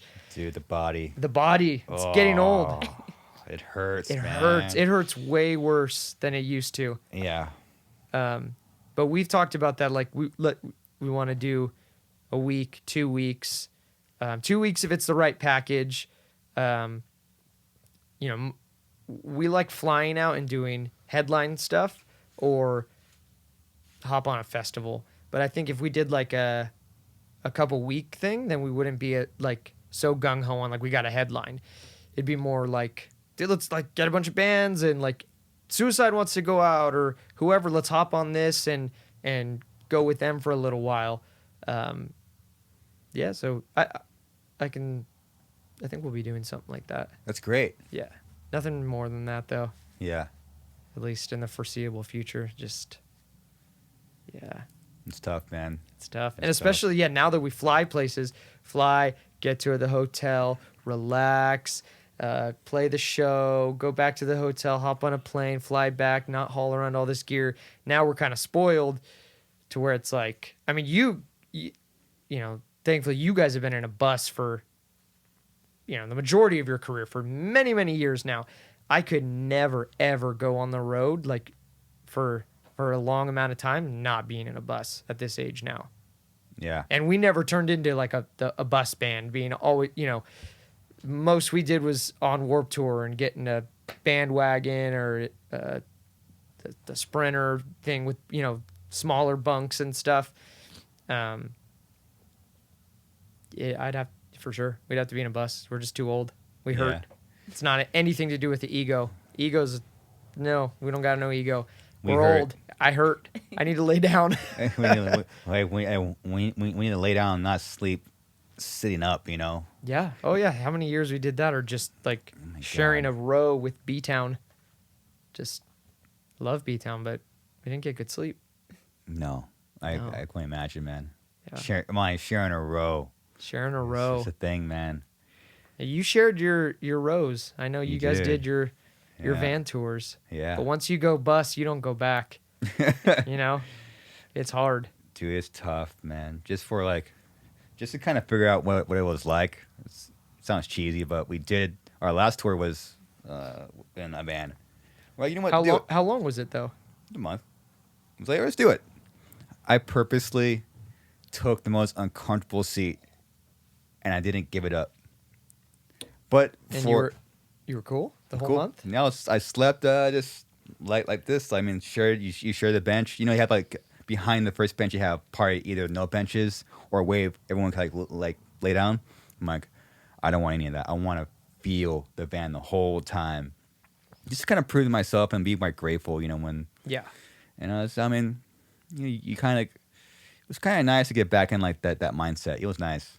See, I didn't mind the van, one, when I was younger, and two, because we had bunks in our van. So like That's nice. Yeah, we didn't have like the whole back 3 seats or something. And my dad built us, below bunk and top bunk and stuff. And you Nice. could fit 2 people below and 2 on top, and it was really comfortable. And I would always be down bottom.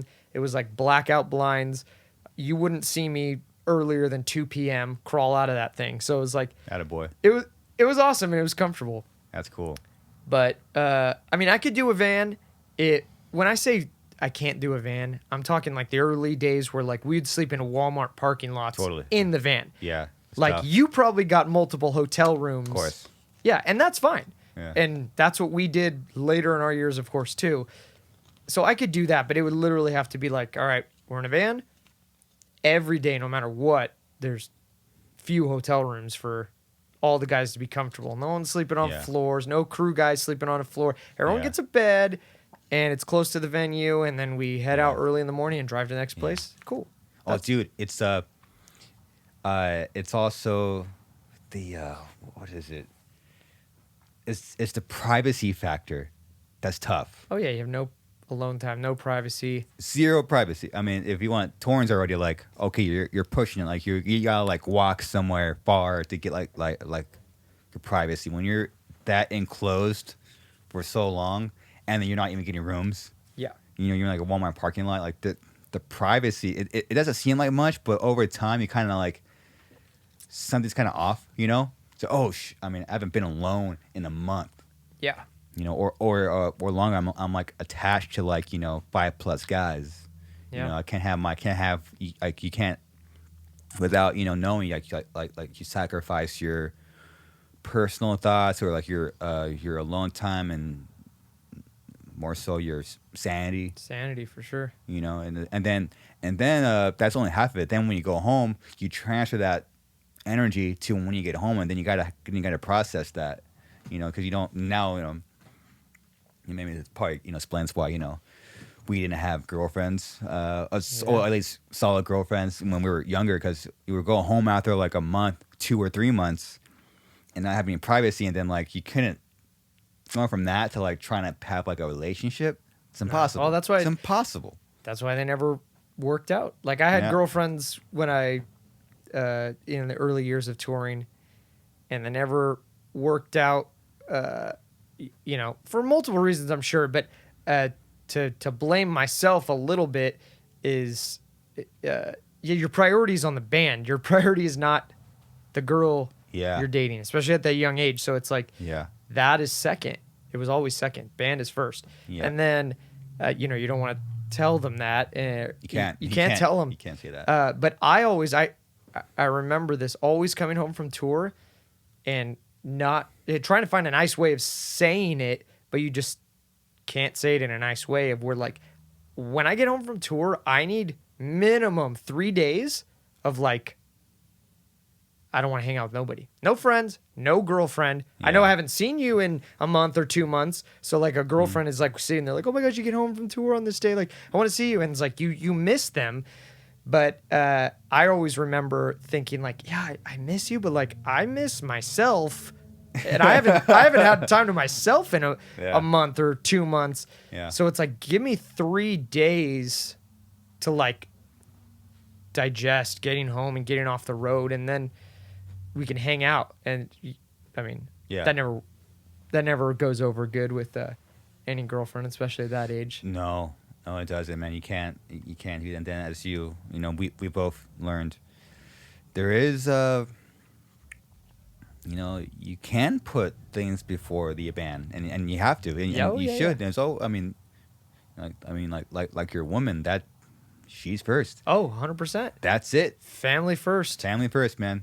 That's it. Yeah, Family first. And something weird happens when you do that, though. It's something that you don't expect, but it is like kind of like a mind.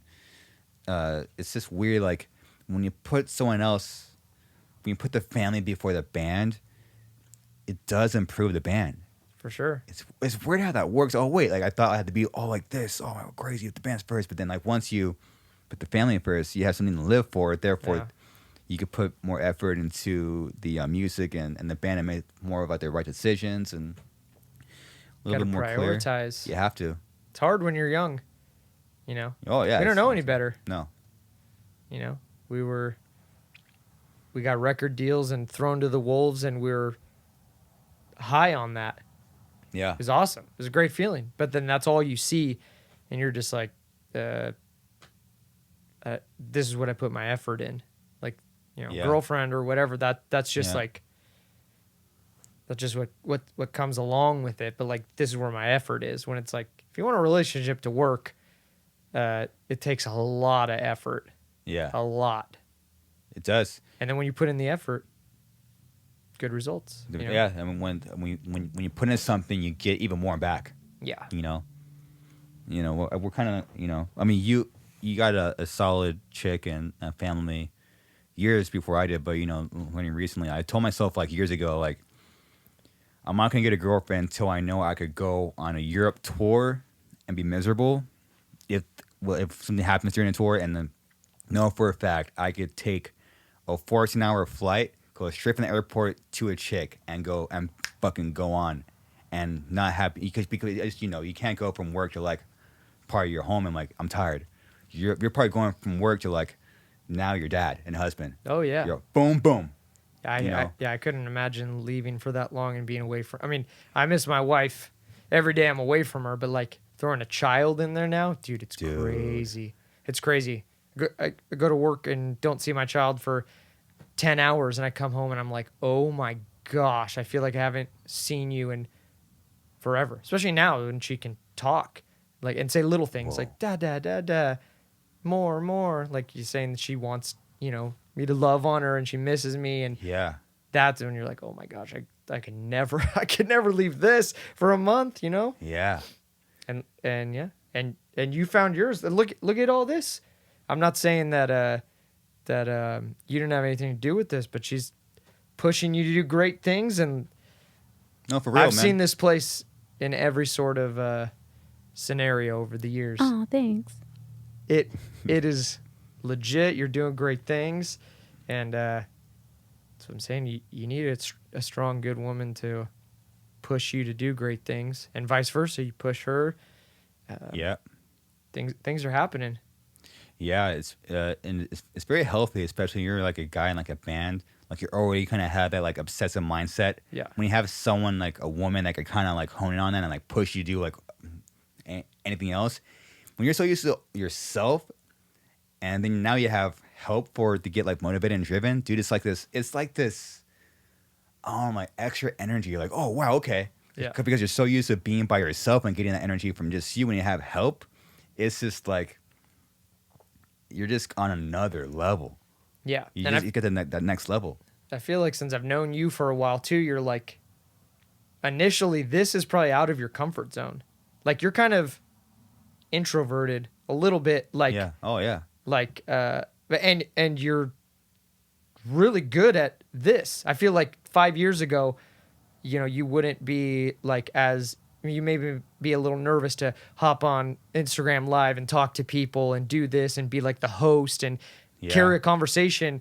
Yeah. That's not like you're like, you know what I mean? I always feel like you were always quiet and more introverted, and like you push to do something that is maybe out of your comfort zone, and boom, it like blows up, and it's doing great. You know what I mean? Like Yeah. that's Yeah. what it's all about, man. Do different things, try new things, and you'll be like, holy crap, I could do this, or Yeah. you know what I mean? You never know. You never know, man. Yeah. Just do things you're uncomfortable doing. And something that you're probably gonna figure out soon. It's crazy how much you can do Yeah. and make it look professional. Like you can do a lot of stuff. Yeah. Things that you know nothing about. I know nothing about set design and lights and cameras, but you just dive into it. Oh, okay, Dive into it. I'll try it. And then you just figure it out, and it's fun. Yeah. So, and then like as you were saying earlier, like, well, okay, if you could do this, then what else can you do? Yeah. You could do a lot, Yeah. a lot, dude. Definitely more than you think you're capable of doing. For sure. You just, if I could do something that involves like some electronics, dude, I'm like the kind of like the cliche. If I could do it, I know this. Anyone could do this because I'm an idiot, dude. I don't know anything about like certain subjects, but like diving into that stuff, if I can do it, anyone can do it. Yeah. Straight up. See, I've known you for so long, so I know that you didn't have all this a year ago. I've seen No. it transform into what it is. But if you didn't know you and you walk in here, you would look around and go, this guy knows what he's doing. This doesn't look like an amateur thing. You did your homework, you dove in, you tried this, you got this and that, and it's legit. I was showing my wife and my mom last night, actually, when they were asking, like, oh, so Garza has a podcast, and like, what's it like? Where's it at? Does he have a studio? My mom's never been here. So I was explaining to her, and then I pulled up I was like, look up the Garza podcast on the podcast app. Yeah. And they're just, looking at your I don't know if cartoonish is the right, but your Yeah. look, your image on there. I'm like, Yeah. he's doing it right. Like, look how legit it looks. Show him the video and everything. It's like, it looks legit. Legit. Yeah. You're doing it right. Thanks, man. I really appreciate it. And that's why I'm excited to what you guys are doing, because if I can do stuff like this, like, I know you guys can do. You guys would take whatever you guys do and just figure it out and make it look professional and all it is time. Yeah, time for sure. You guys, I'm really curious what you guys are gonna do, man. It's just so, I'm so sure possible, you'll see man. along the way. I'm sure I'll be calling you. Hey man, what do you use for this, or how'd you figure this out, or what? Yeah. What Oh yeah, I'm here. Anytime, anything that I could pass on, which is like a big reason why I'm doing a podcast. I want to anything I could transfer over that I learned and just kind of save some time, because there's endless things to learn, and Yeah. that's the kind of one thing that sucks about taking on something new. So anything that you could do for someone else, I could kind of save them some time so they have more time to do more. That'll make it better, which makes you better. I'm all about it. For sure. Dude, if I can do it, man, anyone could do it. And Yeah. this is one person. If you have like at least like a couple people helping you, dude, you're talking about like a team, dude. It's sick. That's the goal. We'll see how quickly we get there. I mean, we got it's me and Brooke out there right now, so That's great. we got a lot of plans. We're gonna take off running with it here soon. We should be breaking ground on the building here in the next couple weeks. Got That's soon. yeah. We got all the bids and all the Yeah. all the images of it and everything. Yeah. All the approval and Dude, that's sick. yeah. So it's going down. So hopefully, they say it'll be, once they start, it'll take about 2 months to build the building from the ground up. So Dude, you're building it from scratch. That's so dope. I am, but it's like, this is so sick. I've never had like your garage is not a regular garage. Like this garage is sick. So initially, like I have a huge garage at my house in Texas, but I was like, okay, jamming, the walls vibrating, baby. Yeah. That's gonna limit what we can do at what times we can do. Yeah. And then we have a ton of room in the backyard, so we're like, let's just look into putting a building, because I want to be able to like go out there, not piss off anybody, no neighbors, not my own family. Yeah. Baby could be sleeping. It could be 100 degrees outside, or it could be 1 degrees outside. It's gonna be temperature controlled, and I want it to just go in there and work, do what we're gonna do. Yeah. I don't want it to be, if you're gonna do it and you're gonna spend the money, don't half-ass it. You know what I mean? So that's kind of 100%. yeah. Because I mean, at first, too, I mean, every little thing is just adding up with it. But Yeah. I'm like, oh no, we don't need like temperature controlled. We don't need AC and heating. It's fine or whatever. And then I'm like, well, in Oh, Texas, it gets no, like, dude, you need AC. oh yeah, no, Good. Okay. it's going in. But Okay. at the initial, it was just like, Yeah. that will be fine. But then I'm like, okay, well, see, it gets really cold in the winter, it's really hot in the summer. Yeah. So what, I'm gonna spend all this money on this building, create this awesome thing, and then like, there's 3 months out of the year we are miserable in there that we don't go in there to use it. I'm like, no, just do it right from the beginning. Insulate it correctly, get all the soundproofing correctly, put the heating and air in there, temperature control it, make it so that you can go in there any day, anytime, Yeah. without pissing anybody off. You guys doing it right. Ground up. Do it right. Do it right. Because it's funny how, like, we start doing things, oh, wait, like, there's a big difference between saving money and cutting corners. Those are two different things. You Huge. say you can save money. Yeah. Find the best deals. Do all that stuff, but you don't ever cut a corner. Yeah. Then Your building might fall down when it gets really windy. Yeah, you don't know, If man. you go with the cheaper guy or whatever, it's yeah, like, you don't know, man. yeah, you don't know. And if you're gonna do it, just do it right. Bite the bullet. But bull, do it right, man. Yeah, sick shit costs money.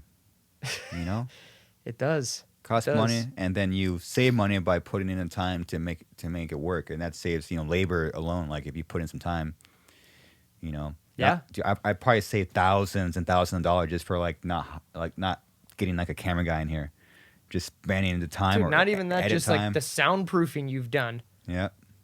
to be able to, for you guys to rehearse in here. Like, because I'm looking into how I'm going to soundproof it with soundproofing blankets and, where to put certain foam and things. Sick. But it's super expensive. So you're like, yeah. Wow, like, you got to do it. Because, I mean, if you're going to pay for this building to get built and it pisses off neighbors because it's not soundproofed, you just wasted your money. Yeah. You know what I mean? If everyone's calling the cops and I don't think that's going to happen. Anyway, we don't have super close neighbors, but still, it's like I don't want to annoy family or definitely a neighbor or whatever. If you're gonna do it, you just do it right, or you just wasted the money on the building. Totally. No matter how much money you spent, if you cut a corner somewhere, then you pay all that money you spent is basically kind of pointless. Yeah. Or is you essentially waste it in like a weird way. Yeah. So that's kind of where I have to like step back and look at it and be like, dude, this is how you have to do it, or don't do it at all. I'm proud of you guys, man. We're doing it. Doing it right. You got to do it right the first time. Got to do it right the first time. Especially for how old we are. There's no excuses. You got to do it right the first time, man. Comfort is everything in this age, man. I feel It like is. I'm older than I am. Yeah. It definitely feel 35. Yeah, man. The good things in life are a good mattress to sleep on. Yeah. Bad mattress will just mess you up. That's a Yeah. old guy talking right there. Like, Yeah. man, I look forward to my mattress at home. It's soft and the AC's going, and all right, I'm happy. Dude, yeah, it feels so good when you have a sick bed and you get a good night's rest. Yeah. Yeah. But you got to go through it all. I remember sleeping in Walmart parking lots in the van, all the doors in the van just wide open, and we're in the South, so it's humid, and it's like 90 degrees at 2 a.m. and we're just like laying there in our underwear because can't keep the van on the whole night or whatever, like the early days. Yeah. So I think back to that sometimes. I'm like, all right, you did that, you're fine. Yeah. I know. Yeah, it's cool that we could look back and be like, oh, wow, I did that. So therefore, it gives you kind of like, if I could do that, I could definitely do this. Yeah. And it makes you thankful helps. for some of the other more comforted things or how you've grown. Yeah. Like being in a bus, you're like, man, we did the van thing. All 15 of us with crew and everything slept in a van and it was hot. Did that for years. Now you're in a bus. Blessed. It's a blessing, man. It's crazy. This life is a blessing, man. Being able to say, yeah, I'm in a band. It's crazy. It's crazy. It's crazy, dude. It's crazy that people will listen to what you create on the other side of the world. Yeah. Like when we went to Costa Rica, I had never seen like in our comment section or hear things like come to Costa Rica, come to Costa Rica. Like maybe I'd see like one or something, but it's like you never saw like, oh my gosh, there's a lot of like heat coming from this area. We got to go down there. Like we went down there and I didn't know what to expect. I'm like, there's probably 15 people here that know of our band. There's no way. I've never heard anyone say scream and beg to come to Costa Rica. And then we play the show and I'm like, what? Like just blown away. Like how the heck do Wow. you know our band? Crazy. Weird. It's a trip. That's a trip, man. And it's still going. Still going, man. Still going. That's one of my favorite places. I want to go back. Go back, dude. You have like a vacation spot yet? Like for us, it's Hawaii. Like we try to go there after like a tour cycle's over. Yeah. I'll go to Hawaii and like we'll go there for like a week. Yeah. Hawaii's the best. That's Yeah. where me and my wife love to go. We got married on Maui. Yeah, So yeah. we got married in Hawaii. Sick. We love Hawaii. We haven't been in a couple years. So we're like just hoping next year. Because I don't want to spend the money and go to Hawaii if it's like I know you can go right now with COVID, but it's like if I'm going to spend the money and go, I don't want to wear a mask. I don't want to stay Yeah. away from anybody. If there's bars that are like I want it to be Hawaii. It's Yeah. expensive. It should be, so I'll wait. I'll wait till it's all back to normal again and Yeah, it's good. Good call. yeah, it's not worth it. Yeah. It might be happening sooner than later. We got the vaccine available to us. And Have you April- gotten yours yet? Not yet, but the first I think. time I was available. So over here, it's April 15th, Okay, cool. and I'm gonna get the first round. Texas was this Monday. So what's Whoa. day's today? Thursday? Yeah, so Thursday, yeah. yeah, a couple days ago, all ages in Texas can get it. So Wow. we've been out here for a little while, but I think maybe my wife made us appointments. Great. So I know when we get back, we'll get it. Everybody in my family's already had it. So Wow. makes it easier to hang out with them, knowing that they're all good. And It's a big one, man. When my parents got both of them, like I felt like a lot. Okay, this is. Okay, I felt like a lot safer. yeah, because that's who you worry about. My uncle got COVID a few months back and legit almost died. He got pneumonia with it. He was in the hospital for almost a month on oxygen. When they finally let him go, he still had to go home on oxygen. And that was a couple months ago now. And I saw him this last weekend, actually. And he's doing better, but still to this day, he has like every, 8 or 10 hours or so, he still feels fatigued where he grabs his oxygen at home to like give him a little boost for a little while. He's doing great now, but Whoa.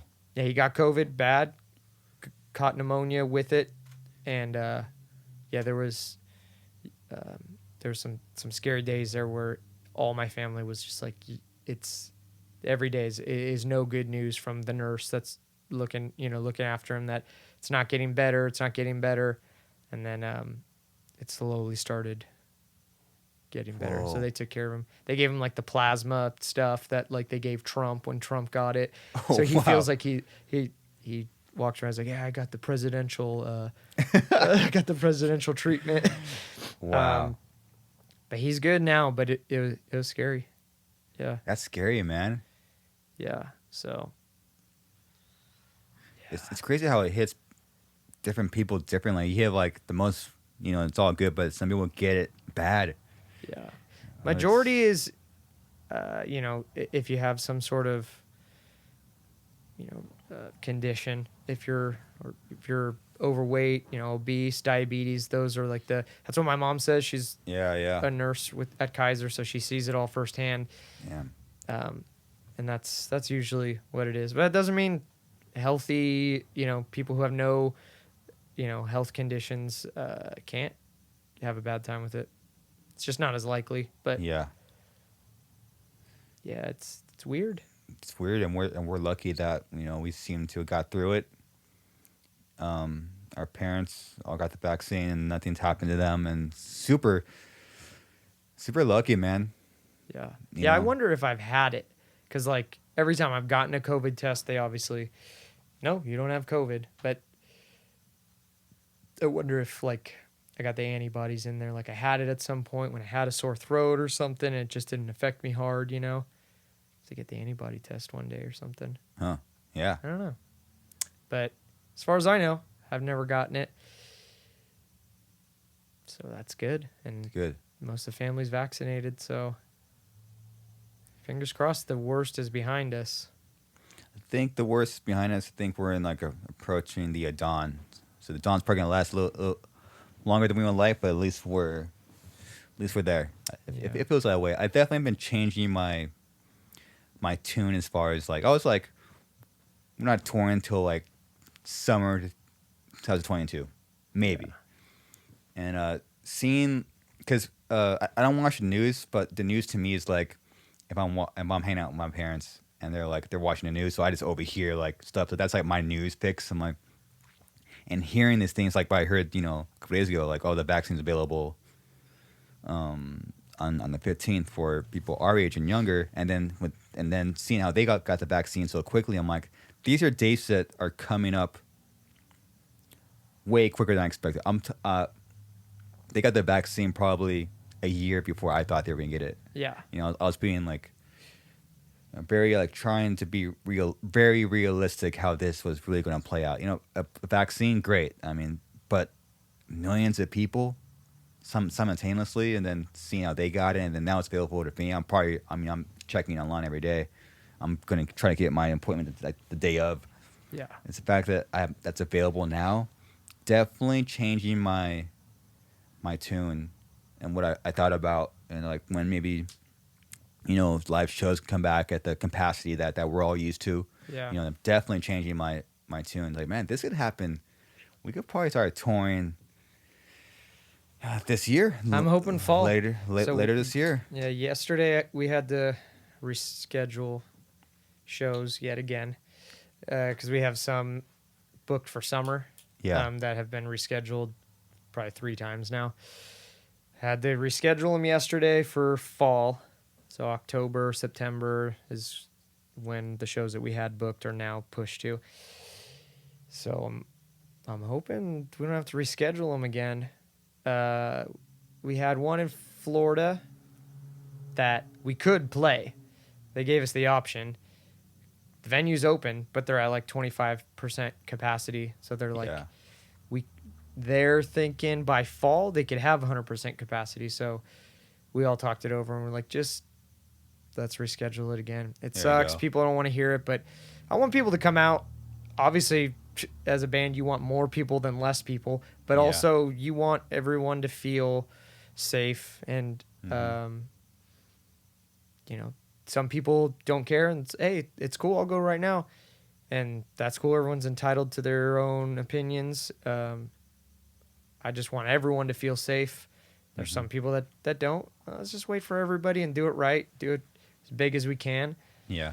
And I mean, at this point, it's like we've already waited over a year to play shows. Everyone's on pause anyway. Like, what's another few months? Everyone knows how to live through this now, Yeah. Did you hear about that UFC? Like, it's booked for April 24th. Oh yeah, full like 15,000 or full arena sold out in like 5 minutes. Yeah. Florida, fucking it was man in George Masvidal. It's a big fight. Sick ass fight. That's what it is. Usman and Masvidal. Yeah, it's gonna be a good one. Yeah. Hey, I mean, people are hungry for it. People are hungry to get back in the arenas, get back to normal.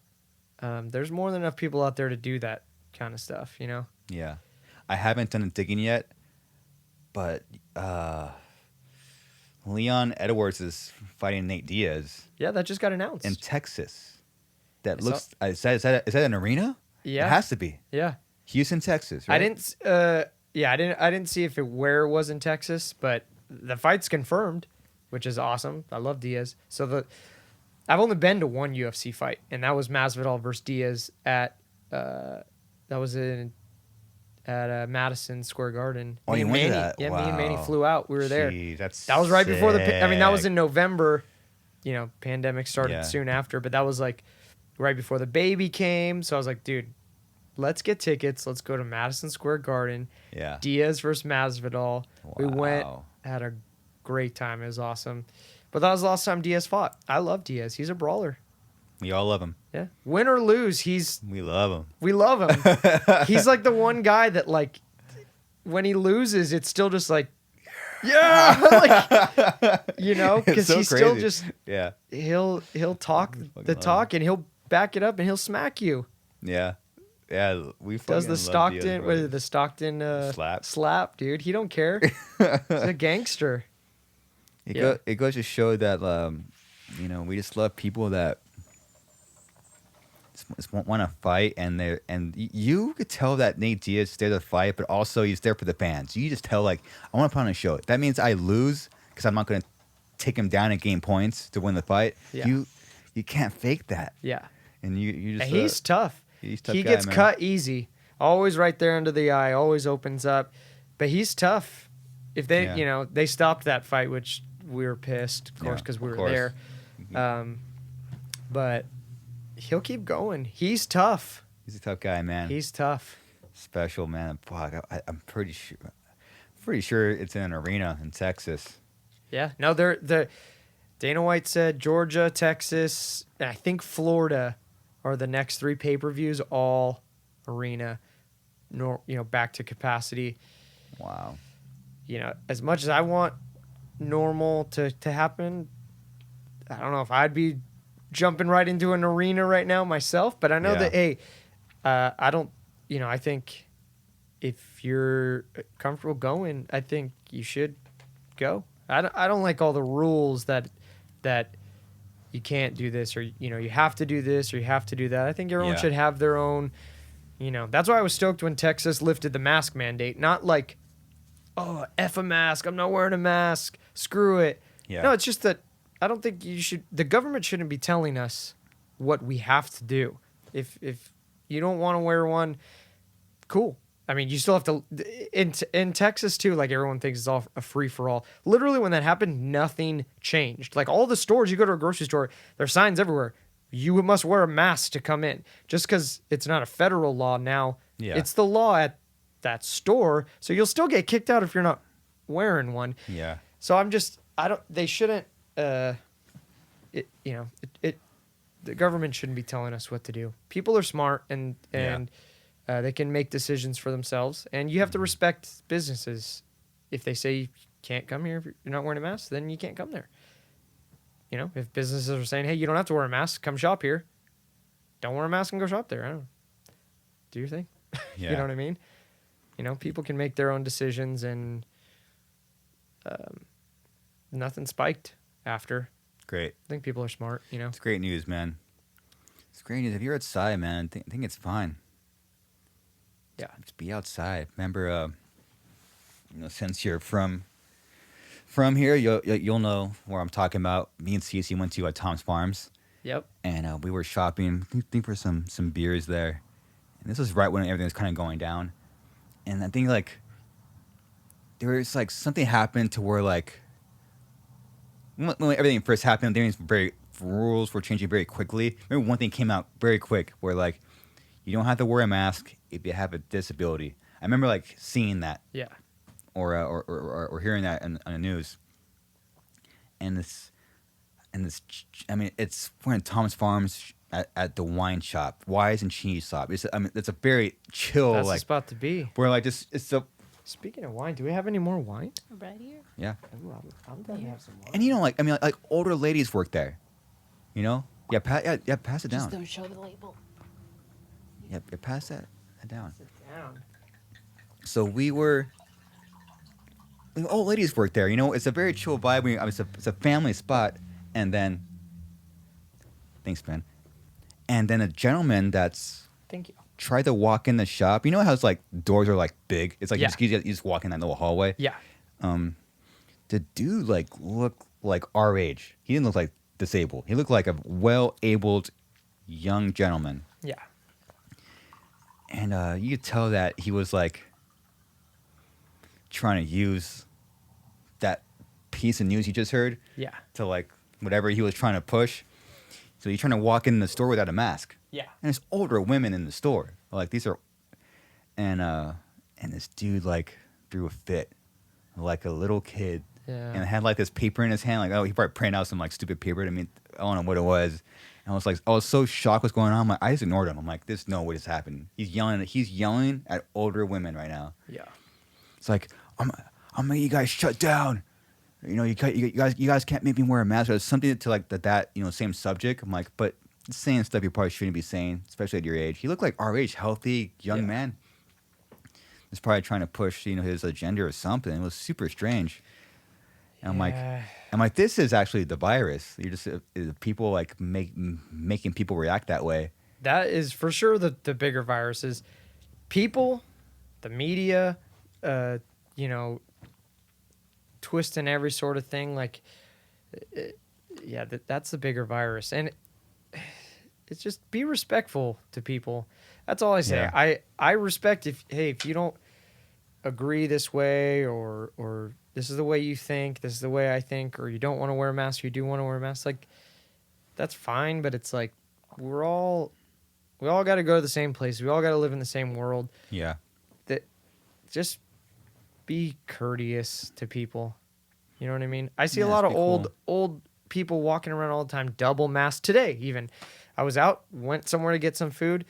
There's a couple old people double masked, staying away from everybody. Like, if you hate masks and you're just so like, screw that, they're taking my freedoms. Like, just think of those people. Like, they really are scared. Like, just be a compassionate person and like, either don't go in there or put on a mask. Like, like I said earlier, I don't think the government should be involved and force it. Like, it shouldn't be a federal law, but at the discretion of your own businesses, it's the business. It should be up to the business. If you're a barbershop and you say you have to wear a mask, then if you want to get your hair cut there, you got to wear a mask. There should maybe be another barbershop that is anti-mask and go get your hair cut there or whatever. Like, it sucks, but it's the world we're in. Nobody wants to wear a mask. I don't want to wear a mask. I want this to be over with. Yeah. And it's just, it's a lose-lose. There's no, nobody's, there's not one side that's right. And you're just, everyone bickers back and forth about this or that. And it's just like, can we all just get along? Can we all just get along? Dude, I've always had this scene in my head ever since like everything first started happening. I'm like, let's say like wearing a mask turns out scientifically did not work. I'm fine with that. If Slipknot could do it during Ozfest on the summertime for an hour, I could put a mask on for 10 minutes and walk in a store, be totally cool in an air-conditioned store. Right or wrong, I'm respecting myself and more importantly the people around me and their families back home that they got to go to. If Slipknot can do it in a blistering sun in Texas and Arizona for an hour, I could do this for a few minutes. Yeah, throughout the day. It's so easy, and right or wrong, scientifically, no one really knows yet. So I mean, it's so easy. I mean, I put the mask in my pocket, I walk in the store, put it on, go in, I buy my Reese's peanut butter cups. Yeah, and dude, then I walk out in shame, and then I take my mask off, and I eat them, and then it's so easy. Yeah, it takes literally no effort to do it. Takes no effort, and there's always someone who could have a very bad time if they get it.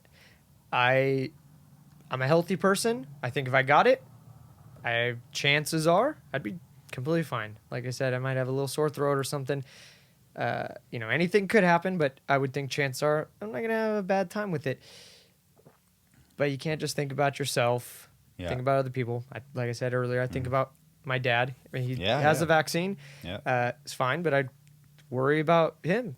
I'm sure you worry about your parents, and of course, I worry about my uncle. Like I said, my uncle had a really bad time with it. That made me really extra worry. Like, nobody wants to wear them, and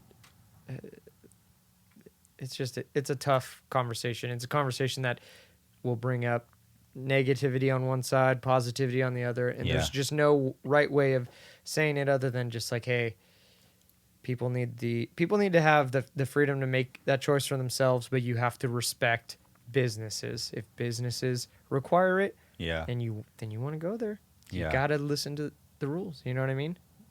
100%. What? You know what? This is a way to live our lives. You know what? What would Nate Diaz do? You know, probably bad advice. Yeah, that might. If I wouldn't- Well, I don't know Whoops. Nate Diaz's stance on it, but Yeah. he would probably slap somebody. he would start walking in and start slapping. He'd just start slapping, and he'd Oh. probably win. I don't want to get slapped by Nate Diaz. No way, dude. It's Nate Diaz. A tap from that guy is like getting punch full on from another person. Yeah, You know. I'd love to see McGregor versus Diaz 3. That's definitely a big fight. It's a big fight. There's a lot of big fights. I mean, any fight Conor does is going to be a big fight, but Yeah. I mean, they're going to do McGregor Poirier 3, Yeah. which would be good. That was a good last fight. It's good. I won some money on that fight. Did you? Yeah, I didn't. So my neighbor, we went over to his house to watch the fights, and Brooke came over to my neighbor's house, and we're all hanging out outside, and my neighbor wanted to bet, and he's like, "Hey, let's anyone want to bet on the fights?" And so like I'm thinking, because who was the undercard? It was okay. So that was Chandler's first UFC fight. Chandler versus Yeah. Hooker. Yeah. So I'm going into this I'm thinking Hooker's going to win, and I think McGregor's going to win. But my neighbor wants to bet. So I was like, I'll bet. And he's like, I want McGregor, and I want Hooker. Oh. So I'm like, all right, whatever. Just for sake of betting. yeah, for just sure. I wanted to bet. I like betting on UFC. Yeah. I like having fun with friends, Yeah, whatever. yeah. So I'm like, all right, whatever. Like, that's fine. Like, I want McGregor to win. I mean, I love Dustin, but I mean, and I wanted Dan Hooker to win. I didn't want nothing against Michael Chandler, but just hopped into the UFC right away. Like, you fight a few guys first before getting the title shot, which he's getting now. But Yeah. anyway, that's besides the point. Crazy. So anyway, I take him on his bet. I'm like, all right, cool. You literally I'm giving you the guys that I think are going to win and who I want to win. But it's anybody's bet in a UFC fight. You can be the top guy and you just get hit once wrong. Yeah. You get caught. That's It's it. fascinating. So yeah, both the guys got caught and I won both. Wow. So I was like, all right, cool. Pay up. And it was a good day. Not how I wanted it to turn out, but I walked home with yeah. some extra money. So Bittersweet, huh? it was bittersweet. Yeah, it was cool. So yeah, that they're gonna do that trilogy, I think. But It's smart for Dustin. oh yeah, he doesn't care about the title. I mean, he probably wants the title, but he's wanting the red panty night. He wants the payday. Yeah. He's like, I'll take when you fight McGregor, you're getting paid good. Yeah. And I think he realizes, I mean, he could fight for the title at any moment, but a fight with Conor is not going to be No, because Conor Okay, hops in thing. and out of retirement you all know. the time. You never know how serious he's going to be about it or when his last fight Yeah. may be. I mean, he's knocked down on the rankings pretty decently now where I feel like he's either going to get a fire up his ass and try to get his way back to the top and then retire at the Yeah. top. Because in the back of your mind when you're that guy, like, you want to retire at the top. Sure. Like Khabib did it best. We all want him to come back and fight again. But like if you're Khabib, like you do what Khabib did. Especially Yeah. like listening to like he's a man of his word. Yeah. You don't get in the way of that dude and his like, Yeah. you Yeah. know, when he said that, he's like, no, mother says no more fight. I'm like, he means it. He means it. I don't care what Yeah. anyone says. He means it. But so I don't know. It'd be interesting to see if Conor tries to pick back away at these guys and get to the top, or I hope he so. retires again after one more fight. And I hope he comes back, man. You know what's fucking weird about Conor is that when he was like overly like being nice to Dustin, that to me seemed like not authentic. It was Yeah. weird. It was like, not like don't force the shit talk, but it was like, it feels like you're forcing this other side because Well, yeah, 'cause because you his- think you need to grow up or something. It's like Yeah. a weird like. Because he's always had two sides. He either talks all the smack and like hypes it up all crazy, or he's been like super nice and respectful, like he was to Cowboy and also to Dustin, and like, Yeah. but you know, That's I mean, boring. he beat Cowboy, but I saw a lot of people saying like when Connor's nice, he loses. Yeah, what the heck, man? What don't the know. heck? Yeah, I hope that that trilogy happens. It'll be great to see how, because he has to be thinking about that. He has to be. Has to be. So, man, was I too nice about that? Like, I was just Well, he tweeted like a week after that fight, he's like, "No more Mr. Nice attaboy, Guy." attaboy. Bring it back, baby. Yeah, Bring so back I don't Bateman know. We'll involved. see. There's a lot of this year's had a lot of good fights already. A lot of unsuspected outcomes. The last Yeah. fight was great. Francis Ngannou, did you watch Oh, that? jeez, dude. Oh my gosh. We went to me and Cece and my and some good friends. We went to the Dos Lagos Theater. Oh, and watched it there. I They saw had- that they they did were the fight there. advertising that. Yeah. We were just there, like we're gonna get like some food. I'm like, they had the fight, and it was like 8 p.m. How sick was it watching it in a It's sick. theater? It was great. Yeah. It was empty too. There wasn't that many people in there. Yeah. You just watch the big screen and oh man, what a fight, man.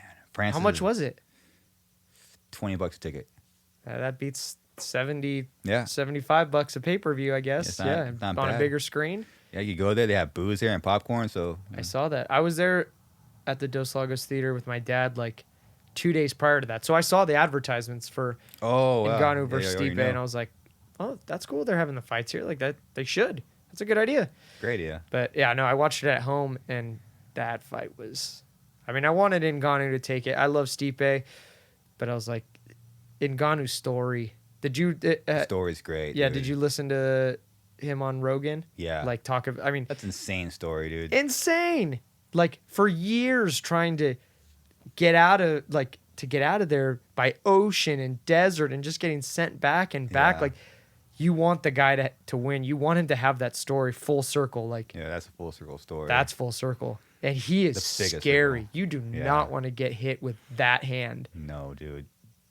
Especially like not only he's scary now. He's like now he's more precise and smart, which is even scarier. Yeah, because he was patient during Yeah, that was fight. He patient. was It like fascinating because to he see. he runs through people. But that fight he was patient. You got to be patient with Stipe. He's smart.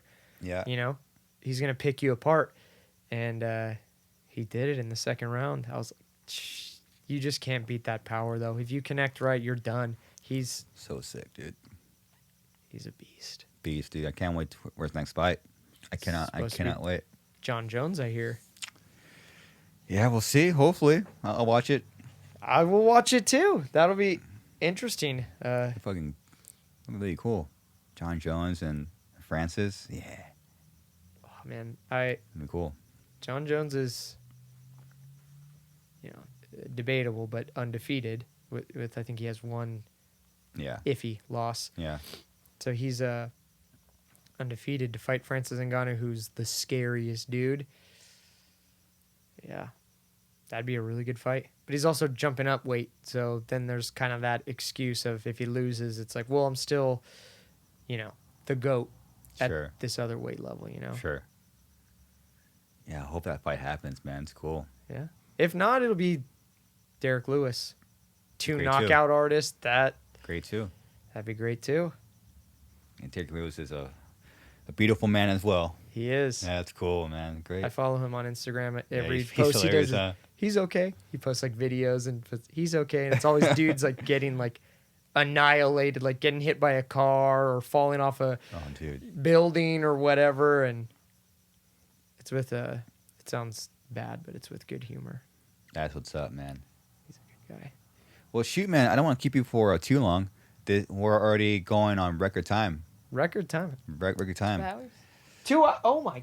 Yeah. Wow. We are well That over 2 flew hours. by. Yeah, we're well over 2 hours.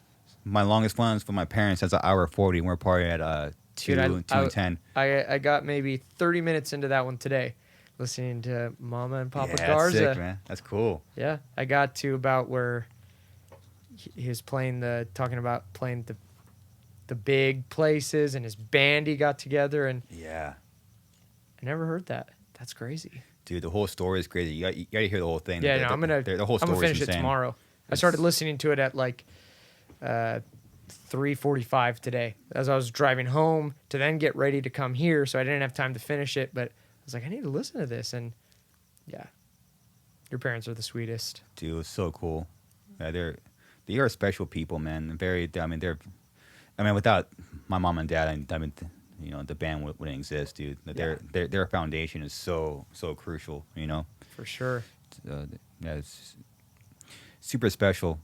Well, David, thank you for being the top 10 guest. Literally, you're huge help and honor that you came from Texas to hang out with your family and made time to come down here. Anytime. I'm cool. happy to be here. Thank you for having me. It's cool, man. Appreciate it, man. It's awesome. Yeah. Do you have anything? Where can people find you? Where can people find the band? What do you guys got coming up? Yeah. Follow us. On Instagram, Impending Doom, or follow me. My Instagram tag is cutxthrough. You can follow that. We're gonna be doing lots of stuff. Cool. Yeah. Cool. No release dates for the. Not yet, but it's looking like end of summer Cool. right now. Right So EP's getting mixed and mastered right now, Nice. and it's taking a long time, but we're trying as fast as we can to get it out there. It's worth it, man. Absolutely. Dude, there's so much we didn't even talk about. I'm pumped. There's so much. I had some questions. So Well, when we're part- we could do it again part another two. time. Part 2. When you're good friends, we could do this for 5 hours. I'm sure. I did not think this was 2 hours. I thought we were at least an hour, maybe an hour in. Yeah. Oh, dude, this is the long. We are record time officially. Well, David, cheers to that. love you, man. Love you too, Until next brother. time. Thank you. Thank you for having everyone. me. Later. Cheers. Cheers. What's up, everybody? Just want to say thank you to everyone that's been listening, watching, and being on this journey with me and starting this very, very new thing. Quick announcement. Main criticism I've been getting from people about the podcast is, "Hey Garza, where's the music?" And I'm well aware of that, so I'm gonna announce it here. I'm going to Sin City, the beautiful Las Vegas, next week to lay down this track that I've been working on for a while with actually other members of Suicide Silence. So there'll be music. Hopefully, we're in April now. Hopefully by the end of April, we will have music on the podcast, and you'll hear the music here first before I officially release the full song later. So I announced it here first. Again, thank you for being on this journey with me. I'm also here to announce that we got our future guests. It's starting to happen. Getting people on the podcast that I've been fans of since I was a child. So transparently, I'm pretty nervous about it, but I'm also very excited to share with you some cool episodes in the future. If you can, pick up some merch. If not, that's cool too. Just thank you for your time and again, being a part of this whole crazy journey. And well, until next time, be safe out there. Later.